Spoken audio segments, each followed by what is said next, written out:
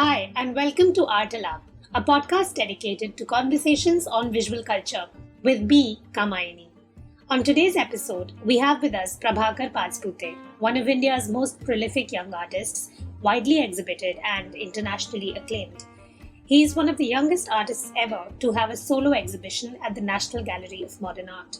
Most recently, he was declared one of the winners of the Artist Mundi Prize this year, an award aimed at, and I'm quoting them, providing unique opportunities for individuals and local communities to engage creatively with the urgent issues of our time in ways which resonate with us all. This latest work is currently on view at the National Museum, Cardiff.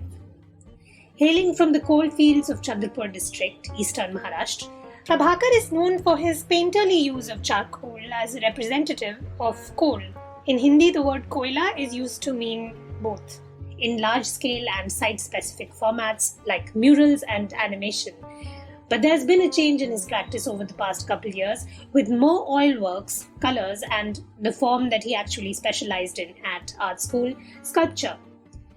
His work is imbued with the expressive, ethical, and political imaginary of the mining community he hails from, interrogating the ecological and socio-economic correlations and consequences of violent interventions like open-cast mining. I urge listeners to read about open-cast mining in India, the problematic reasons it has become rampant, and its devastating effects on the environment and living organisms.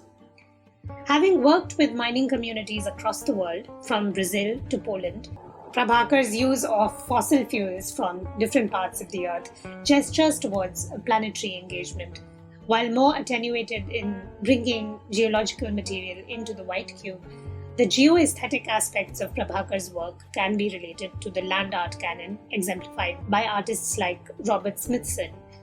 Prabhakar is involved with the Chandrapur-based collective of artists and mine and agricultural workers, Saptarang, whose poetry has appeared in his shows.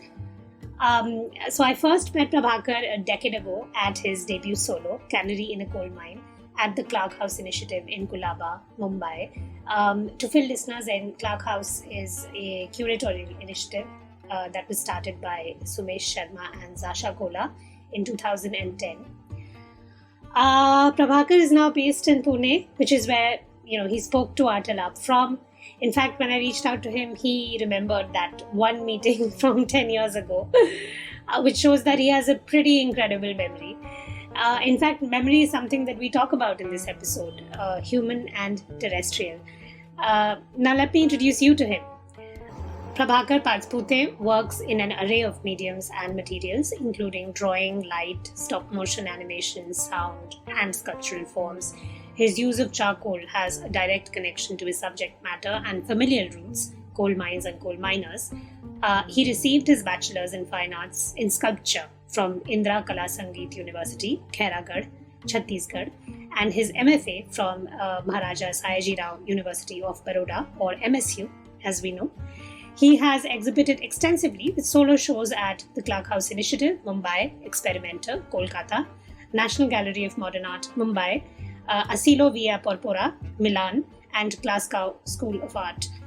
He has also participated in group exhibitions at Van Ab Museum, Eindhoven, Cadist Art Foundation, Paris, IFA, Stuttgart and Berlin, DRAF, London, MACBA, Barcelona, Parasite, Hong Kong, Asia Cultural Centre, Gwangju, STUK, Leuven, AV Festival, Newcastle, and was part of the 31st Sao Paulo Biennial, the 5th Fukuoka Asian Art Triennial, the 14th Istanbul Biennial, the 8th Asia Pacific Triennial Brisbane, and the Dhaka Art Summit, the 2nd Yinchuan Biennale, and the 4th Kochi Muziris Biennale.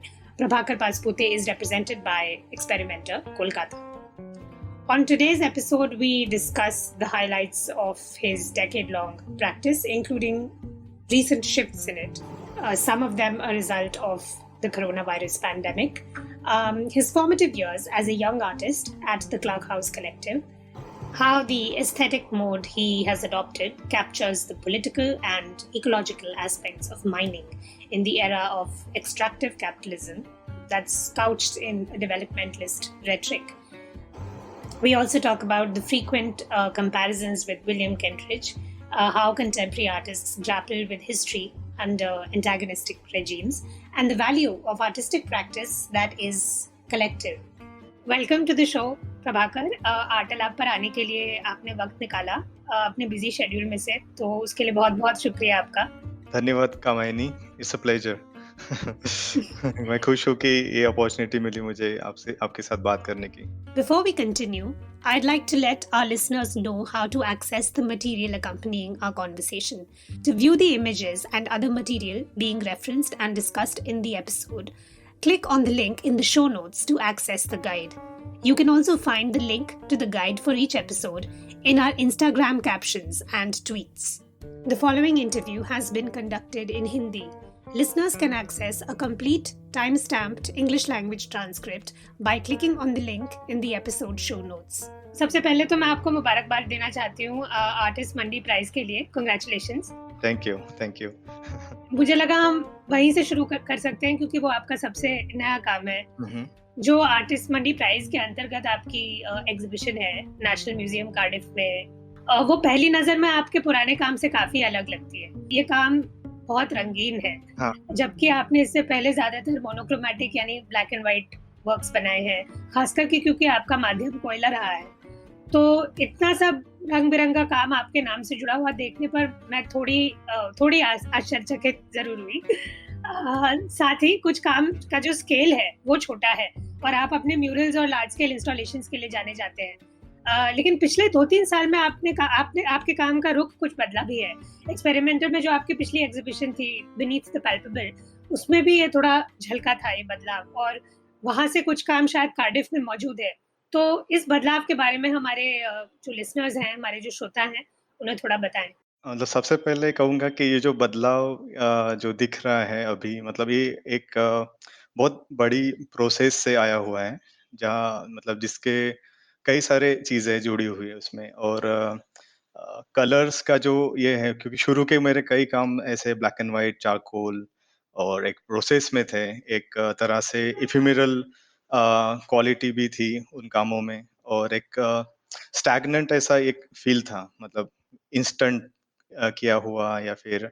But slowly जब मैं I think ये 2014 की बात है, अगर मैं colours के बारे में बात करूं तो मेरे कामों में, तो कलर्स की बात 2014 में जब मैं ब्राजील के साओ paulo बिएनाले के लिए मेरा जो सिलेक्शन हुआ था और वहाँ पे मैं पार्टिसिपेट किया था, तो उस टाइम सबसे पहले मुझे लगता है कि कलर्स का इंस्पिरेशन या फिर कलर्स का यूज़ मेरे कामों में हुआ था। जैसे कि साओ paulo बिएनाले के वर्क्स में, क्योंकि वो रिसर्च भी उस तरह का था जो कलरफुल लाइफ थी, क्योंकि ब्राज़ील में एक अलग-सा एक एटमॉस्फेयर मैंने नोटिस किया था, व्हिच वाज़ कि वो कोल माइनिंग के बारे में नहीं था। तो कई सारी चीज़ें है ना, मैं इसमें बताना चाहूँगा कि ट्रैवल के थ्रू और जितने सारे रिसर्च विज़िट, मतलब आर्टिस्ट रिसर्च विज़िट जो भी किए मैंने, या फिर आर्टिस्टिक जो भी रिसर्च किया, उसके हिसाब से देखा गया कि शुरू में एक कोल माइनिंग से चालू हुआ एक स्टोरी या फिर एक वर्क प्रोड्यूस और या फिर प्रोसेस हुआ था। बट आगे जाके मुझे रियलाइज़ हुआ कि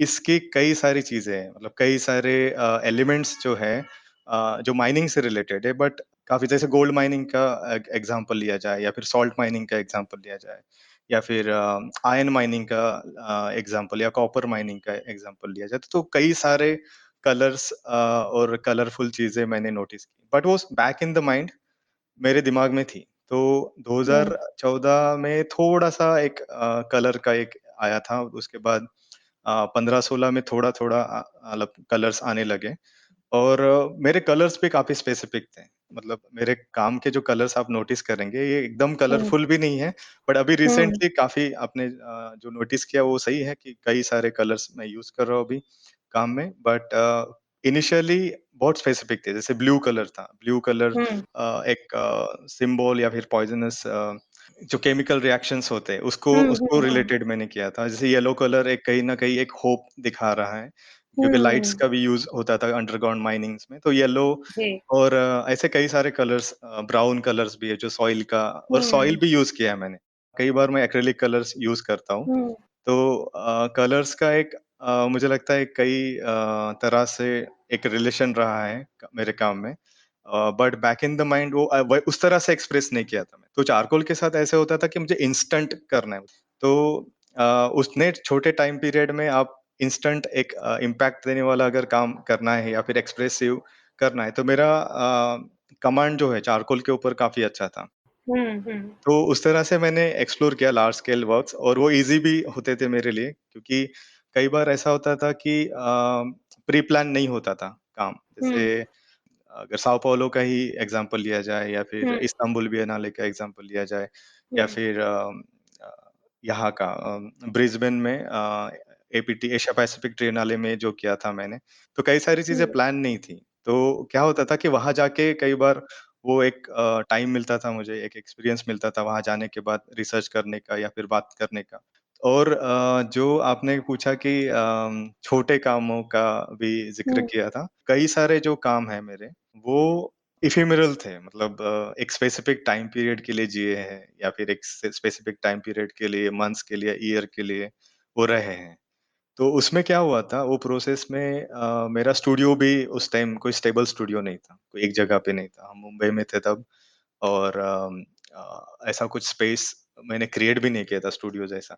तो क्या होता था कि जब भी मैं ट्रैवल करता था अलग-अलग जगहों पे, तो अलग-अलग जगह पे वो मूवेबल एक स्टूडियो होता था मेरा और वो कंफर्टेबल भी था मेरे लिए कई बार। तो कई बार ऐसा होता था कि मेरे सारे वर्क्स डिस्ट्रॉय हो जाते थे और हो गए हैं, कई सारे बड़े-बड़े लार्ज स्केल के वर्क्स डिस्ट्रॉय हो गए हैं। तो एक तरह का एक डिटैचमेंट भी था, अगर इमोशनली मैं बोलना चाहूँ, तो कई बार मैंने ये डॉक्यूमेंटेशन भी नहीं माँगा किसी को कि मुझे जब आप डिस्ट्रॉय करते हैं काम मेरा, तो उसका फ़ोटो भेजिए। कई बार मैंने किसी को नहीं माँगा। तो मुझे लगता है कि वो एक इम्पोर्टेंट एस्पेक्ट था मेरे काम का। अगर 2018 के बाद के अगर काम देखे जाए मेरे, तो उसमें कुछ-कुछ काम हैं जो एक्सिस्ट करते हैं आज। जो कि मैं इस बारे में सोच रहा था कि what if I can not travel मतलब मैं अगर ट्रैवल नहीं कर पाऊँ कभी फ्यूचर में तो क्या होगा? किस तरह से और वैसा ही हुआ 2019 मतलब 20 के बाद ऐसा हुआ है कि अभी मैं ट्रैवल नहीं कर पा रहा हूँ और मेरा काम ट्रैवल कर रहा है। तो आई थिंक पिछले 2 साल में क्या हुआ है कि ट्रैवल्स भी रिस्ट्रिक्शंस हुए जैसे पैंडेमिक के बाद हुँ, कई सारी चीज़ें चेंज हुई हैं। उस तरह से मैं स्टूडियो भी नहीं जा पा रहा था उस दौरान और ना ट्रैवल कर हुँ, पा रहा था किसी और जगह पे जाके काम करने के लिए। तो मैंने अपने घर में ही छोटा-सा एक स्पेस बनाया था और छोटे-छोटे काम शुरू किए थे मैंने, एकदम छोटे-छोटे ए4 साइज़ पेपर पे। तो पहली बार मैंने ऑयल कलर्स यूज़ किए। हुँ, मतलब इसके पहले मैं कहीं कभी ऑयल कलर्स यूज़ नहीं किए थे। तो ऑयल कलर्स यूज़ करने का एक अलग ही मज़ा आ रहा था। कई सालों तक एक स्पेसिफिक मीडियम यूज़ करने के बाद मुझे भी हुँ, ऐसी एक बोरियत सी हो गई थी। मतलब वो हुँ, चारकोल एक मीडियम से भी।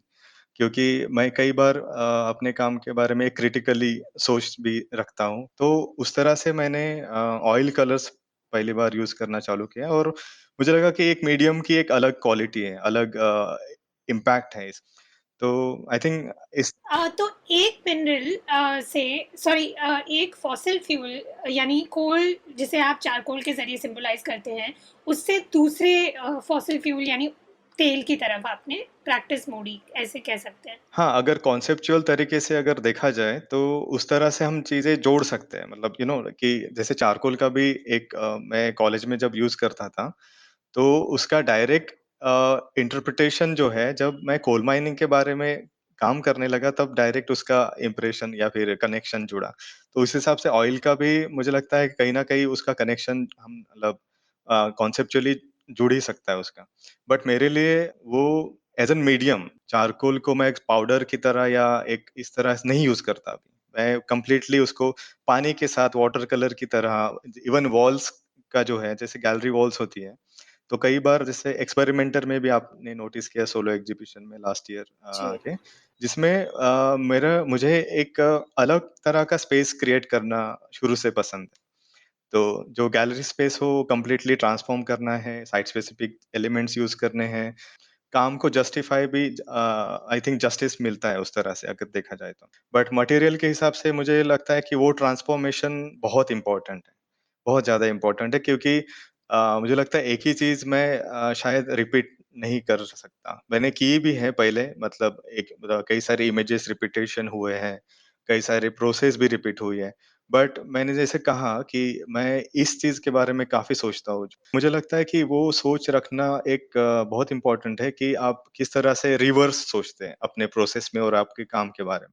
वो एक थॉट आया था मेरे मन में, तो उसके बाद से जो प्रोसेस किया मैंने अपना कुछ-कुछ काम, तो प्लाईवुड कटआउट्स यूज़ करना स्टार्ट किया था। वो ये डेलिबरेटली नहीं था कि मैं आज से ब चलो मैं कल से अभी प्लाईवुड कट रहा हूँ। ऐसा नहीं था but that hmm, thought was there कि वो 14-15 से हुँ, एनजीएमए के बाद ही मुझे महसूस हुआ, क्योंकि फर्स्ट कटआउट जो मैंने किया था वो एनजीएमए में हुँ, यूज़ किया था मैंने। अगर आपने जी, नोटिस किया होगा पूरे इसमें वहाँ पे 3 जी, जी। कटआउट्स थे बस, और उसके साथ वॉल ड्राइंग्स थे। तो मैंने हमेशा से वो प्ले करना अच्छा लगता था वॉल ड्राइंग्स के साथ। क्ले अप्लाई किया, हुँ, प्लाईवुड कटआउट कोई कहीं पे कुछ दूसरा एलिमेंट्स ऐड किया। तो इस बार क्या हुआ था कि मैंने इंडिविजुअली कटआउट्स करना चालू किया था, जो कोची हुँ, बिएनाले में मैंने दिखाया, जहाँ पे वॉल एक्सटेंशन जी, जी। कुछ भी नहीं है। तो ये भी एक कुछ-कुछ चैलेंजेस थे जो मैंने एक्सेप्ट किए, और वो उस तरह से मैंने अपने काम को मोड़ने की हुँ, कोशिश भी की। क्योंकि वहाँ पे मैंने मेंशन किया था कि चारकोल मुझे अलग तरह से यूज़ करने का मतलब आइडिया आ रहा था, और मुझे करना भी था। क्योंकि वो मैं बोर हो गया था, हुँ, वो एक ही चीज़ कर कर के, क्योंकि आर्टिस्टिकली आप, मुझे लगता है कि एक चीज़ को बार-बार रिपीट जब करते हैं, हुँ, कोई भी मीडियम को भी, तो वो एक एक टाइम के बाद लगता है कि बस हुँ। हो गया बस। और वो फीलिंग लिटरली मैं बता रहा हूँ कि एक ऐसा मोड था कि मुझे वो चारकोल के पेंसिल का आवाज़ भी पसंद नहीं था। और आज भी मतलब उस आई थिंक मैं पिछले 2 साल से 3 साल से आई थिंक चारकोल एक अलग ही तरह से यूज़ कर रहा हूँ। तो वो एक इंटरेस्टिंग बात रही है प्रोसेस की, और उसके बाद से कई सारी चीज़ें भी बदली है, पर्सनल लाइफ़ हुँ, भी काफ़ी बदल गया, रूमी हुँ, होने के बाद पर्सनल लाइफ़ भी कई सारा बिल्कुल। बदल गया, और ट्रैवल करना उतना पॉसिबल नहीं कि हर महीने आप छोटे बच्चे के चले जाओ, साथ। आप बैचलर्स हाँ, नहीं रहे। हाँ, तो मतलब कई सारी चीज़ें छोटी-छोटी, छोटी-छोटी जो मेरे काम को कहीं न कहीं इंस्पायर करती रही है, और मैं कॉन्सेप्चुअली भी हुँ, बहुत डीप डाउन सोचता हूँ इन सबके बारे में। जैसे प्लाईवुड कटआउट्स भी कर रहा हूँ, तो क्यों है वो और किस लिए, और और एक चीज़ मतलब बताना चाहूँगा कि मेरा हर हर बार काम इनकम्प्लीट होता है। जब भी आप प्लाईवुड कटआउट भी लेके गए आप, अगर मैंने ड्राइंग एक्सटेंशन किया वॉल पे, तो वो मेरे बिना पूरा होता नहीं है कई बार। अगर वो कई बार अगर सॉरी अगर किसी हुँ, एक प्लेस पे डिस्प्ले हुआ है, दूसरे प्लेस पे अगर उसको ट्रैवल करके ये करना है, तो वो कई बार मुश्किल हो जाता है, वो फिर से एक्सटेंड करना। हुँ, तो वो चीज़ भी मैं नोटिस कर रहा हूँ अभी। तो इंडिविजुअल लेवल पे जैसे रिसेंटली आर्टिस्ट मंडी में क्या हुआ था कि पहले प्लान था कि मैं वहाँ जाके पूरा काम हुँ, करूँगा। बट वहाँ पे ट्रैवल रिस्ट्रिक्शन के बाद चीज़ें बदल गई, और यहाँ से पूरा मेरा काम क्रिएट करना पड़ा, और यहाँ से कुछ कैनवास वर्क्स हुँ, भेजे मैंने, और वहाँ पे जो विल रॉबर्ट्स करके लोकल आर्टिस्ट हैं वहाँ कार्डिफ के, उनके साथ एंगेज प्रो कोलैबोरेट करके हमने वो पूरा काम वॉल पे अच्छा। एक्सटेंड किया। तो एक एक एक ये नई मेथड है, मतलब नई तरह का काम है जो मैंने पहले कभी एक्सप्लोर नहीं किया था, और मुझे अच्छा नहीं लगता है कोई मेरा काम ये करे। तो मैं शुरू से अकेले हाँ, ही जितना भी काम किया है वो अकेले ही करता था, और जब बॉम्बे में या फिर इंडिया में करता हूँ, तो कोई ना कोई फ्रेंड साथ में जी, रहते हैं, या फिर साथ में कोई ना कोई होता है जो एक जी। हेल्प करता है मुझे बड़े लेवल पे। तो अभी के दौर के काम के बारे में इस तरह से हुँ। चल रहा है। मुझे लगा एक्चुअली मैं बीनीथ द पैल्पेबल के बारे में सोच रही थी, जो आप अभी प्लाईवुड की बात कर रहे थे, और फिर मैं इमेजेस भी देख रही थी समझने के लिए, वो जो आप प्रक्रिया समझा रहे थे। मैंने पहली बार इस पैमाने पे आपके इतने सारे स्कल्पचर्स एक साथ देखे हैं, और काफ़ी आयरॉनिक है, मज़े की बात है ना कि आपकी हाँ, प्राइमरी ट्रेनिंग, आपका जो मुख्य प्रशिक्षण रहा है, वो एज़ अ स्कल्पचर रहा है। लेकिन आपने इतने साल स्कल्पचर के अलावा अलग रूप के उपयोग किए हैं, और बीनीथ द पैल्पेबल वाले स्कल्पचर्स में आपने अलग-अलग मटेरियल भी हाँ, इस्तेमाल किए, जैसे पत्थर का पाउडर, मुल्तानी मिट्टी, गोबर और ऐसे पदार्थ। मैं सोच रही थी हाँ, वो एक शायद आपके स्कल्प्टर होने की वजह से डायमेंशनैलिटी या परिमाण का एहसास मिलता है इन कामों में। आपके म्यूरल्स और एनिमेशन में हमेशा से रहा है एक स्कल्पचरल रूप, उसमें साफ समझ आता है। तो जैसे आपने कहा, प्रैक्टिस को आगे बढ़ाने के लिए वो कंसेप्चुअल अंडरपिनिंग्स, वो जो वैचारिक नींव है काम की, उसको रिविजिट करना ये बहुत अहम है। और आई थिंक वही जो अ, आपके स्तर के आर्टिस्ट जो इतने सफल हैं और दुनिया भर में इतनी जगहों में एग्जिबिट कर चुके हैं आप, एक पॉइंट आता भी होगा जब आप हाँ, चट जाते होंगे ना, मतलब स्वाभाविक है, क्योंकि आपको राइट, सोचना राइट। है इन सब चीज़ों के बारे में, और अगर आप वही सेम ही माध्यम का इस्तेमाल एक ही ढंग से करते रहेंगे, तो जैसे कि आपने खुद ही कहा, वो एक गिमिक या बनावटी भी लग सकता है। तो इसलिए वो सुलझाना राइट। ज़रूरी है एक ख़याली लेवल पे। अम, मुझे काफ़ी इंटरेस्टिंग लगा आपने पैंडेमिक के बारे में बात की, क्योंकि आपका शो बीनीथ द पैल्पेबल तो 2020 की शुरुआत में ही खुल गया था, जब महामारी नहीं आई थी और कागज़ के जो वर्क्स हैं और छोटे स्केल का काम ऑलरेडी मौजूद था उसमें। अ, शायद जो अब आर्टिस्ट मंडी वाली एग्जीबिशन है कार्डिफ में, उसमें आपने उन कामों को एक अलग पहचान दी है। लेकिन मुझे वो थोड़ा प्रेशिएंट, थोड़ा भविष्यदर्शी भी लगा। अ, आप ऑलरेडी उस सिलसिले में थे अपनी पूरी प्रक्रिया को रीथिंक करने की। जो आपने जो आप रंगों की बात कर रहे हैं, आपके काम को तो मैं कई सालों से देख रही हूँ, और मैं इन पिछले 1-2 साल के काम के कलर्स के सिवा उन मोटिव्स या प्रतीकों के बारे में भी सोच रही थी, जो आपके काम में कई दफ़े दिखे हैं, एक सार्थकता के साथ। जैसे गिद्ध का प्रतीक, पहले आप उल्लू कितने बनाते थे अपने काम में, वो मतलब झलकते थे यहाँ-वहाँ। उनका अपना एक मायना था, और अब ये इन कामों में, नए कामों में जो गिद्ध है, और जो रंगों के बारे में बात कर रहे हैं आप, पहले भी वो एक्रिलिक्स आपके काम में थे, लेकिन उनका फैलाव और क्वालिटी काफ़ी अलग थी। मुझे ऐसा लगता है, जैसे मैं म्यूज़ियम मेनाजरीज़ नाम के काम के बारे में सोच रही हूँ, जो कि कार्डिफ में डिस्प्लेड है। तो ये जो श्रृंखला है, जो सीक्वेंस है, वो पेपर पे स्मॉल स्केल पेंटिंग्स की हाँ, है ना? पेंटिंग से ऑयल ऑन पेपर है वो।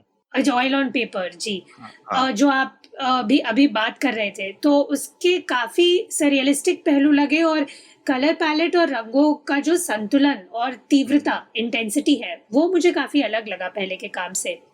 सब्जेक्ट मैटर जो है, जिसकी ब्लैक एंड व्हाइट झलक पहले से आपके काम में रही हुँ, है, हुँ। आपके शुरू के शोज़ कैनरी इन अ कोल माइन और लैंड ईटर्स में भी थे कई चिन्ह और चित्र। अब ये रंग-बिरंगे वीराने किस्म के लैंडस्केप्स, और उनमें घूमते अजीब, आधे मशीन, आधे मनुष्य से प्राणी, उसके हिसाब से भी वो सररियलिज़्म का एक भाव आता है, एक सेंस मिलता है।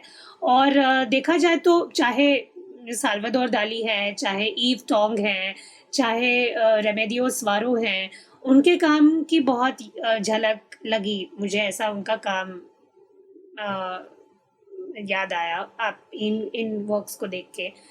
क्या आपके इस नए काम का सररियलिज़्म के साथ ताल्लुक जोड़ना जायज़ है? हाँ, अभी इसके बारे में अगर सररियलिज़्म या फिर मेरे सररियलिज़्म एस्पेक्ट के अगर मेरे काम में बात की जाए तो आई थिंक वो है शुरू से ही उसका एक इम्पैक्ट है मेरे काम में।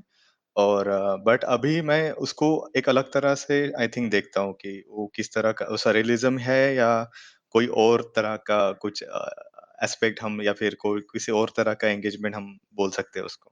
तो आई थिंक पोएट्री और जो लिटरेचर का एक प्रभाव रहा है मेरे ऊपर या फिर उस शुरू से ही क्योंकि जब कॉलेज में भी पढ़ते थे तब कई सारे मराठी पोएट्स और राइटर्स को मतलब मैं रीड करता था। दिलीप चित्रे, महेश एलकुंचवार और और एक इंटरेस्टिंग मतलब चीज़ें मतलब नोटिस की थी कवि ग्रेस की जो उल्लू की बात हमने की थी। तो उल्लू का उनकी एक कविता है जो जिसके बारे में एक है ना, एक इमोशनल है, बहुत ज़्यादा इमोशनल एक पोएम है जो "ती गेली तेव्हा रिमझिम" ऐसा एक मराठी में पोएम है जो कि काफ़ी इमोशनल अटैचमेंट के बारे में। तो मैं सबसे पहले बड़ौदा में उल्लू का जो ये है इमेज, बड़ौदा में यूज़ किया था। और जो डिस्टॉर्शन है बॉडीज़ का या फिर फिगर्स का मेरे काम में, वो काफ़ी बाद आया है। मतलब जैसे जब शैडो प्रोजेक्शंस करना चालू किया मैंने, स्टॉप मोशन एनिमेशंस करना चालू किया, तो वहाँ पे मुझे पॉसिबिलिटीज़ लगी कि यहाँ पे मतलब देयर इज़ दिस जक्सटापोज़ कर सकते हैं आप चीज़ें। आप मोड़ सकते हैं, तोड़ सकते हैं, फिर से बना सकते हैं। तो जो एनिमेशन की प्रोसेस मैंने यूज़ की थी, वो डिस्ट्रक्टिव थी। जो आप इरेज़ कर रहे हैं, फिर से बना रहे हैं, इरेज़ कर रहे हैं, फिर से बना रहे हैं। तो और स्कल्पचर में मुझे कई सारी चीज़ें मतलब डिफ़िकल्ट लगती थी और लिमिटेड लगती थी। तो मैंने जो जिस तरह से एक्सप्लोर किया था, तो मैं सीधा-सीधा वो कवि ग्रेस की जो पोएम है, वो यूज़ की थी अपने काम के लिए। तो वहाँ पे एक इम्पैक्ट हुआ और मुझे लगा कि मैं एक पोएटिक लैंग्वेज को भी अपने काम में डेवलप कर सकता हूँ। और उस तरह से कई सारे मेटाफर्स यूज़ किए हैं मैंने। और कई सारे एलिमेंट्स या सिम्बॉल्स यूज़ किए हैं, जो आई थिंक वो कहीं न कहीं उसका रिज़ेम्बलेंस सररियलिज़्म के साथ जोड़ सकते हैं हम या फिर जुड़ सकता है। और धीरे-धीरे क्या हुआ है कि अलग-अलग तरह के मैंने कैरेक्टर्स डेवलप करना चालू किए। पिछले कई सालों में अलग-अलग जो चीज़ें आप आर्टिस्ट मंडी में नोटिस कर रहे हैं, एक बैरन लैंड पे या फिर एक अबैंडन्ड लैंडस्केप में एक कैरेक्टर है या फिर एक कुछ एलिमेंट्स हैं, जो मशीन्स हैं, तो ये सारी चीज़ें हैं ना, आई थिंक वो रिसर्च के आर्टिस्टिक जो रिसर्च हुआ है मेरा माइनिंग का और जहाँ-जहाँ, जो-जो चीज़ें देखी, जैसे लैंप है, कोल माइनर्स का लैंप है, कोल माइनर्स के शूज़ है और उनके हेलमेट्स हैं, हेडलैम्प्स हैं और जो मशीन है, ड्रैग लाइन मशीन है, एक्सकैवेटर्स है। तो और इवन डोंकी मतलब जो कि टर्की में जो सॉल्ट माइनिंग में मैंने देखा था, जो नेचुरली प्रिज़र्व्ड डोंकी था, 200 साल पुराना। तो क्या हुआ है ना, ये छोटी-छोटी चीज़ें आप किस तरह से देखते हैं ना, मतलब एक अलग ही ये होता है, जब आर्टिस्टिकली आप जब वो रिसर्च कर लेते हैं और अपने बैक इन द स्टूडियो या फिर घर पे जब आते हैं और बातें करते हैं उसके बारे में, तो आप अपने आप उस चीज़ों को रिवाइज़ करते हैं कि उसका क्या मतलब होता है, उसका क्या मतलब होता है। तो मेरे काम में मैं कई बार वो मीनिंग्स जोड़ने की भी कोशिश करता हूँ। कि और जैसे कलर्स की जो मीनिंग्स की एक मैंने बात बताई थी कि क्यों वो कलर्स है, किस लिए कलर्स है। उसी तरह से जो कैरेक्टर्स डेवलप किए हैं, जैसे मैमथ नाम का एक कैरेक्टर है, जो कि एक एलिफेंट बोल सकते हैं, बट मैं उस एलिफेंट को यहाँ पे जक्स्टापोज़ करके कंप्लीटली ट्विस्ट कर रहा हूँ, तो एलिफेंट एक जेसीबी बन जाता है या फिर जेसीबी एक्सकैवेटर मशीन हो जाती है। और उसके साथ-साथ मतलब जैसे कोल का जो एक एलिमेंट है, वो भी कई बार मैंने यूज़ किया है। तो अलग-अलग जगह का कोल है, बट अलग-अलग जगह के एनिमल्स के बोन है वो, है ना? तो उस तरह से मैंने चीज़ें जोड़ी और उसके बाद में जब जो कैरेक्टर्स का डेवलपमेंट का जो प्रोसेस था, तो कुछ-कुछ कैरेक्टर्स जो रिवाइज़्ड हुए हैं, मतलब फिर से आए हैं, जैसे कैरेक्टर ऑफ द मैनेजर है। तो कैरेक्टर का जो जो एक्जिस्टेंस है, वो आई थिंक पावर के लिए मैंने यूज़ किया है। कई बार उसको रिपीट भी किया है, उसका डोमिनेंस जो है, वो कितने तरह से और कितने अलग-अलग तरह से वो एक्जिस्ट करता है, वो भी दिखाया है। और उसके साथ-साथ उसका जो यूज़ है, जिस तरह से यूज़ करते हैं। तो अभी जो रिसेंट जो क्लोज़ ऑब्जर्वर करके जो काम है आर्टिस्ट मंडी में, तो उसका एक अलग ही रूप मैंने एक मैनेजर की ही इमेज है, बट आप वो रिलेट नहीं कर पाएँगे। इस तरह से उसको ट्रांज़िशन किया है। वो एक ऐसा एक एक रॉड बोल सकते हैं या फिर एक डंडी बोल सकते हैं, लेके खड़ा है और उसका पावर बता रहा, बट उसका जो अगर स्टार नोटिस करेंगे आप, उसमें एक स्टार है जो कवर्ड है, but it is inverted star. जैसे जो शैतान बोलते हैं या फिर समझ गई। हाँ, इस्लाम में कहा जाता है कि हाँ, शैतान या फिर इब्लीस। इब्लिस, हाँ, हाँ। इब्लीस जो बोलते हैं, तो इब्लीस टाइप का वो कैरेक्टर है। हुँ। सो तो इब्लीस ये जो वर्ड है, मैंने बचपन में कई बार सुना है।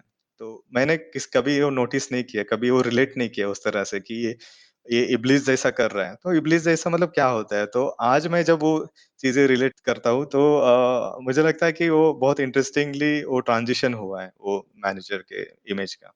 तो आई थिंक जो सररियलिज़्म का जो इम्पैक्ट और प्रभाव रहा है, इस तरह से आई थिंक पोएट्री और लिटरेचर के थ्रू हुआ ही है और साथ ही साथ जो आर्टिस्टिक रिसर्च हुआ है और कई सारे आर्टिस्ट का जो जो मैंने काम देखा है, तो आई थिंक उनके कहीं न कहीं इम्पैक्ट रहे हैं और इंस्पिरेशन रहे हैं मेरे काम के लिए। हुँ, मैं एक्चुअली इंटरेस्टेड भी थी ये जानने में कि जैसे जब हम रिसर्च या शोध की बात करते हैं और आपका काम काफ़ी रिसर्च पे आधारित है, इन सब जगहों में आप जहाँ ट्रैवल करते हैं, लोकल जो स्थानीय माइनिंग कम्युनिटीज़ के साथ बातचीत करते हैं, आप वो एक ताना-बाना बनाते हैं। आपके काम में भी दिखता है वो। अ, ये जो लिंक्स हैं, जो कड़ियाँ हैं, दुनिया भर में मेहनतकश कम्युनिटीज़ का, समाजों का आर्थिक और राजनैतिक शोषण होना, उनका वातावरण नष्ट किया जाना, ज़मीन से उनके ऐतिहासिक रिश्ते पर हमला कर प्राकृतिक संसाधनों का उनसे छीना जाना। आप इन सबको दर्शाते हैं अपने काम में। मैं बहुत इंटरेस्टेड हुई ये जानने में कि आर्टिस्टिक रिसर्च और एकेडमिक रिसर्च कोट अनकोट इनमें क्या फ़र्क है आपके हिसाब से? आई थिंक उसमें ज़मीन-आसमान का फ़र्क हो सकता है क्योंकि क्या बोल सकते हैं एक प्रोसेस है एकेडमिक रिसर्च का और आर्टिस्टिक रिसर्च का अगर देखा जाए तो उसमें क्या होता है कि एक इमीडिएट आप रिएक्ट नहीं कर सकते कई बार। आप आप प्रोसेस करते हो कई सारी चीज़ें। जैसे अगर मैं ब ब बताना चाहूँगा जैसे कोलंबिया का जो रिसर्च ट्रिप किया था या फिर ब्राज़ील का किया था या फिर इटली में कई सारे मार्बल माइनिंग का जो किया था, तो उसमें मैंने इमीडिएट ऐसा कुछ ये नहीं किया बनाया था मतलब कि ये है या फिर ये वो है। तो आई थिंक वो लॉन्ग टर्म प्रोसेस के लिए या फिर लॉन्ग टर्म अंडरस्टैंडिंग के लिए मेरे पास वो रहेगा या फिर है। तो वो क्या होता है कि आर्टिस्टिक रिसर्च में हम कई बार चीज़ें पूरी तरह से नहीं बता पाएँगे क्योंकि विजुअल एक्सप्रेशंस होते हैं। या फिर आप राइट भी कर सकते हैं, लिख सकते हैं, आप नोट्स भी कर सकते हैं, ब्लॉग भी बना सकते हैं। बट आर्टिस्टिक रिसर्च में एक अलग तरह का एंगेजमेंट होता है मुझे लगता है। जब आप कम्युनिटी के साथ बात करते हैं, जब आप कई बार मुझे एज़ एन आर्टिस्ट अगर कम्युनिटी की बात की जाए तो मुझे हमेशा से ये रहा है कि अगर मैं बात कर रहा हूँ या कुछ कर रहा हूँ, तो मेरा क्या कर्तव्य होता है कि उसके बाद ना कि सिर्फ़ आर्ट बनाना या फिर किस तरह का मैं एंगेजमेंट और कर सकता हूँ। तो ये चीज़ें मुझे हमेशा से दिमाग में रही है मेरे कि किस तरह का मैं उसको यूज़ कर सकता हूँ। मुझे ऐसा भी नहीं कि आर्टिस्टिक ऐसा रिसर्च कर किया और ये बनाया और उसके बाद खेल खत्म। तो मुझे लगता है कि वो एक लॉन्ग टर्म एक हिस्सा होता है आपका ये और आप उसको छोड़ नहीं सकते और कई बार मुझे ये क्वेश्चन किए जाते हैं कई सारे लोग पूछते भी हैं कि आप कब तक माइनिंग के बारे में बात करेंगे?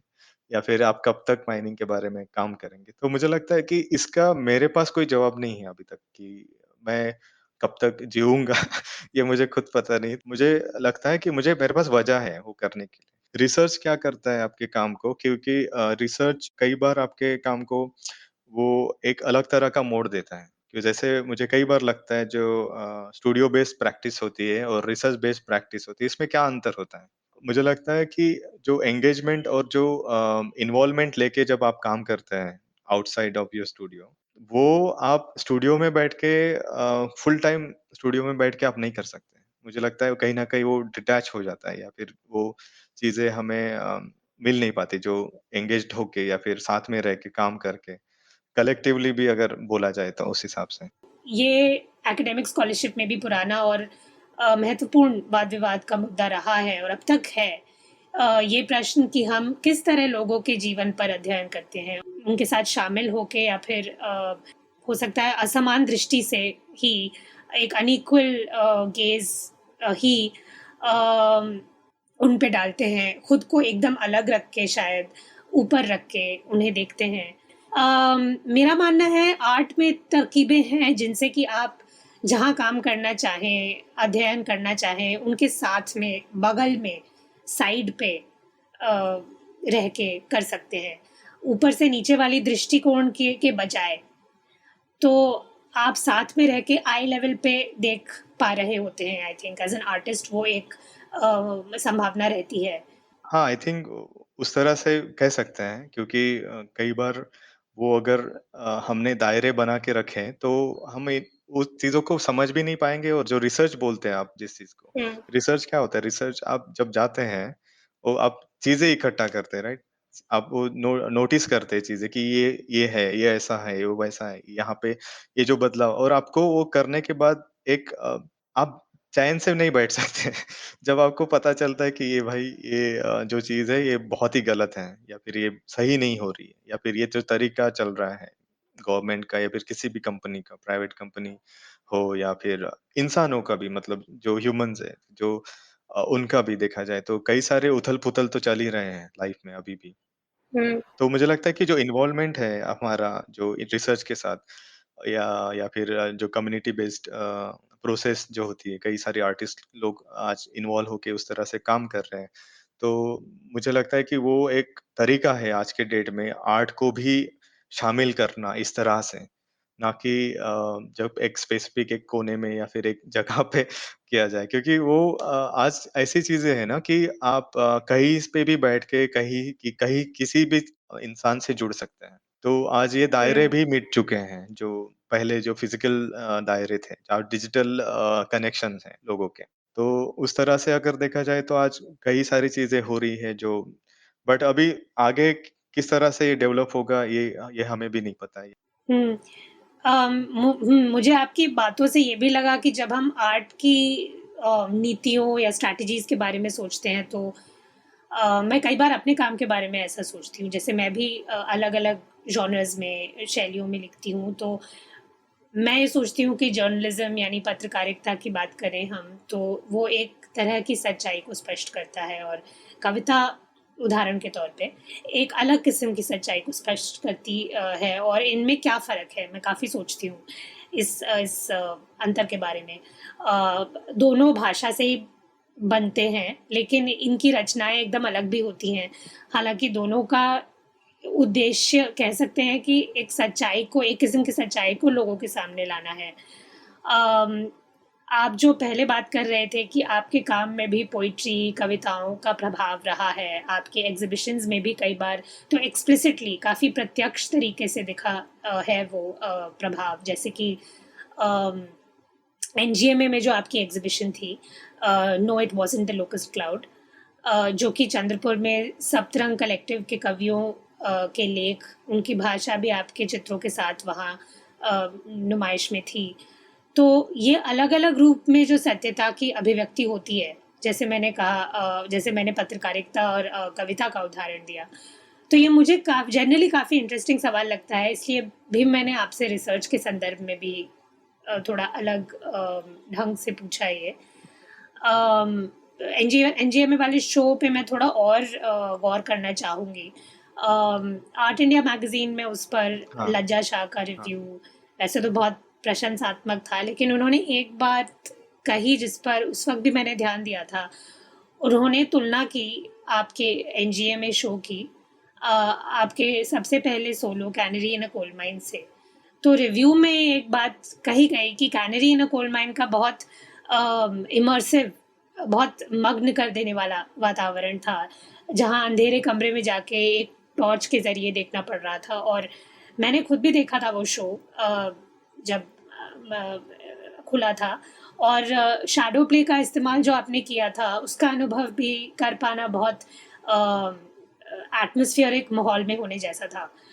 अम एनजीएमए में क्योंकि वो काफ़ी साफ-सुथरा, सैनिटाइज़्ड, हाई मॉडर्निस्ट गैलरी स्पेस है, वहाँ आपकी इस खान या माइन की हकीकत को रिक्रिएट करने की फिर से रचित करने की शक्ति थोड़ी फीकी-सी पड़ गई या उसका इफ़ेक्ट बिल्कुल अलग हो गया। अम और इस ये जब मैं ये पढ़ रही थी रिव्यू और सोच रही थी इस तुलना के बारे में तो मैं मेरे मन में सवाल आया कि जो द्वंद्व है कि एक तरफ आप ओपन कास्ट माइनिंग की जो शोषक सच्चाई है उसके सामाजिक राजनीतिक पक्ष के बारे में बात करते हैं, दिखाते हैं, दर्शाते हैं, एंगेज करते हैं और प्रकृति और इंसान जैसे आपने इकोलॉजी की बात की पर उसके जो माइनिंग या इस तरीके के जो हस्तक्षेप होते हैं इंडस्ट्रियल इकोलॉजी पर उसके जो घातक असरात हैं उसका सामना करते हैं अपने काम में। दूसरी ओर हम सब जो एक कल्चर इंडस्ट्री में आर्ट इंडस्ट्री में काम कर रहे हैं वो पूरी तरीके से पूंजी से घिरे हुए हैं। स्पॉन्सर्स, कलेक्टर्स, ऑर्गेनाइजेशंस जो कि आर्टिस्ट या राइटर्स को अवसर या प्रयोजन देती हैं, म्यूजियम्स जो हैं, हमारा काम पूरी तरह से पूंजीवाद के खेल में फंसा है। तो आप इस द्वंद को कैसे संभालते हैं या समझते हैं अपनी प्रैक्टिस में? जैसे अभी इसके बारे में शुरू करते हैं द एनजीएमए में, वहाँ पे एक प्रोसेस भी था मतलब जो कि मैंने पहले ज़िक्र किया था। एक तरह से वो बोरियत सी हो गई थी मुझे, मतलब चारकोल के मतलब वो डायरेक्ट नहीं था, वो ऑफ़ कोर्स वहाँ पे बहुत ज़्यादा इन्वॉल्वमेंट था। बट सब्जेक्ट वाइज़ भी अगर देखा जाए तो उस टाइम पे जो कैनरिन कोल माइन का जो इम्पैक्ट था तो ऑफ़ कोर्स वो तो लाइफ़ में फर्स्ट टाइम मैंने उस तरह से चारकोल ड्राइंग्स किए थे। मतलब और साइट स्पेसिफिक एलिमेंट्स थे वहाँ पे, उस तरह का चीज़ वो एक अलग मैं उसको कंपेयर नहीं कर सकता 2 चीज़ को, कि वो दोनों एक अलग-अलग तरह के दोनों एग्ज़िबिशन्स हैं और बट एनजीएमए में जो एग्ज़िबिशन हुआ था उसका आई थिंक एक क्या बोल सकते हैं उसको डिपार्चर बोल सकते हैं, क्योंकि वहाँ पे उसके बाद के काम अगर देखेंगे आप, तो मेरे लिए वहाँ तक जो लोकस क्लाउड था, वो तो क्लाउड बन चुका था और वो आ चुका था। तो वो इस तरह के अगर मैं पोएटिकली देखूँ, मेरे प्रोसेस के हिसाब से तो वो उसके बाद के जो काम हैं, वो काफ़ी अलग हैं। इमीडिएट काम मुझे याद आता है जो ब्रोकन वराह मैंने एमसीएटी मनीला में किया था, वो एकदम ही कलरफुल जो ये था। तो आई थिंक वो ट्रांज़िशन और वो इमेजरी और वो सारी चीज़ें आई थिंक एनजीएमए में बदलना चालू हुई थी। तो इसीलिए भी हो सकता है कि कई लोगों को वो ट्रांज़िशन या फिर वो बदलाव मतलब कनेक्ट नहीं कर पाए होंगे या फिर उस तरह से चीज़ें कनेक्ट भी नहीं और लाइट का भी इम्पैक्ट पड़ता है, राइट? कि जब आप एग्ज़िबिशन्स हुँ। ये करते हैं, जैसे कैथरीन कोलमैन में कंप्लीट डार्क था और यहाँ पे एकदम ही ऐसे खुला पड़ा है। जैसे आपने पॉलिटिक्स के बारे में बात भी की, तो मेरे काम में मैंने उस मतलब 2012 से लेके 16 तक इतने ज़्यादा बार मैंने वो चीज़ें बताई हैं काम में, कि जो एक्सप्लॉइटेशन हो रहा है या फिर फार्मिंग का भी जो इश्यूज़ हो रहे हैं, फार्मर सुसाइड हो रहा है, तो ये कई बार मैंने बातें चीज़ें मतलब बताई थी काम में। तो आर्टिस्टिकली अगर एज़ एन और पर्सनल लेवल पे मैं जब अपने ये सब चीज़ों के बारे में जब रिलेट करता हूँ, तो मैं एक कि जैसे कलेक्टिव की बात भी की था हमने, तो मुझे उस टाइम तक रियलाइज़ हुआ कि चीज़ें ऐसे ही नहीं बदलने वाली हैं और आपके आर्ट के थ्रू तो नहीं बदलने वाली है। आर्टिस्ट के ये कई सारे मतलब ज़िम्मेदारी भी होती लगती है मुझे कई बार कि आप किस तरह से आप चीज़ों को प्रेज़ेंट करते हैं अपने काम में। और अगर आप स्पेसिफ़िकली आप कोई सब्जेक्ट के बारे में बात करें, किसी लोगों के बारे में बात करें या फिर कोई भी इकोलॉजी के बारे में बात करें, तो आपकी पूरी ज़िम्मेदारी बनती है, आप उस चीज़ को एक इन्वॉल्व होके करें वो। एक तरीका बनाएँ अपना खुद का और लोगों के साथ इन्वॉल्व होके करें। तो उस तक जैसे 2016 के बाद जो एंगेजमेंट रहा है मेरा भी खुद का, तो मैं कल अलग-अलग लोगों से जुड़ना स्टार्ट किया।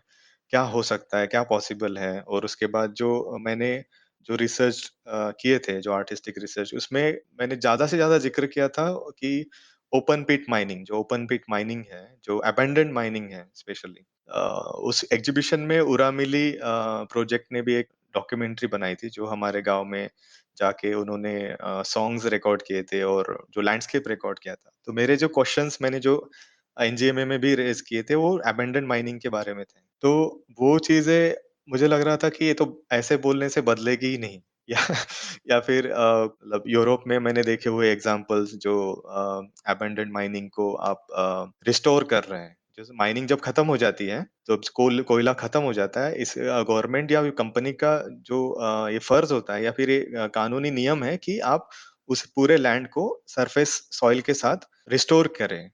ताकि वहाँ पे फिर से ज़मीन खेती-बाड़ी के लिए यूज़ कर सकते हैं या फिर किसी और चीज़ के लिए पब्लिक एंगेजमेंट के लिए या पब्लिक पर्पज़ के लिए यूज़ कर सकते हैं। ये होता है, जो यूके में मैंने देखे हैं कई एग्ज़ाम्पल और यूरोप में भी देखे हैं। तो वो चीज़ें मुझे कई ज़्यादा परेशान करती थी। तो आई थिंक वो एंगेजमेंट के हिसाब से ही मैंने वो ये हुआ था, जो एनजीएमए का शो। और वहाँ पे एंड में ही है एक एंड एंड में जैसे सीक्वेंस बनाया था वो एनजीएमए का शो का, तो एंड में वहाँ पे स्टेडियम जैसा एक बना हुआ है। तो वहाँ पे उस तरह से मैंने चीज़ें जोड़ने की कोशिश की थी, जो फार्मिंग का ट्रांज़िशन होके माइनिंग में आ रहा है, माइनिंग से एक्सप्लॉइट हो रहा है, फिर से एक साथ जुड़ रहे हैं क्योंकि रेजिस्टेंस भी है लोगों का। जो रेजिस्टेंस जब मैंने नोटिस करना चालू किया 2016 में, 15-16 में, तो उसके बाद से आई थिंक चीज़ें मेरे लिए और बदलने लगी। और साथ ही साथ हमारे जो कलेक्टिव है सप्तरंग आपने जो मेंशन किया था, उनके साथ मिलके हमने एक कलेक्टिव फार्मिंग भी चालू किया था, एक ट्राई के लिए। तो ये जो इन्वॉल्वमेंट है, एक अलग तरह का इन्वॉल्वमेंट है मेरा मेरे गाँव से और मेरे गाँव के लोगों से। एक अलग तरह का मैं एंगेजमेंट रखता हूँ और साथ ही साथ जब आर्टिस्टिकली जब यहाँ रह के या फिर अलग-अलग जगह पे जाके ये करता हूँ, तो मुझे ये नई चीज़ें सीखने को मिलती हैं और उनके साथ शेयर करने को भी मिलता है कि ऐसे-ऐसे चीज़ें हो सकती है, ऐसे-ऐसे बदलाव हो सकते हैं। तो रिसेंटली अभी इसी साल की बात है जो हम कुछ प्रपोज़ करने वाले हैं, जो एक माइनिंग का एक छोटा-सा हिस्सा जो अबैंडन्ड है कंप्लीटली, उसको डब्ल्यूसीएल म्हणजे वेस्टर्न कोलफील्ड्स लिमिटेड को हम प्रपोज़ करने वाले हैं इस साल या अगले साल कि वो रिस्टोर किया जाए लैंड या फिर वो ट्रायल किया जाए ट्रायल बेसिस पे।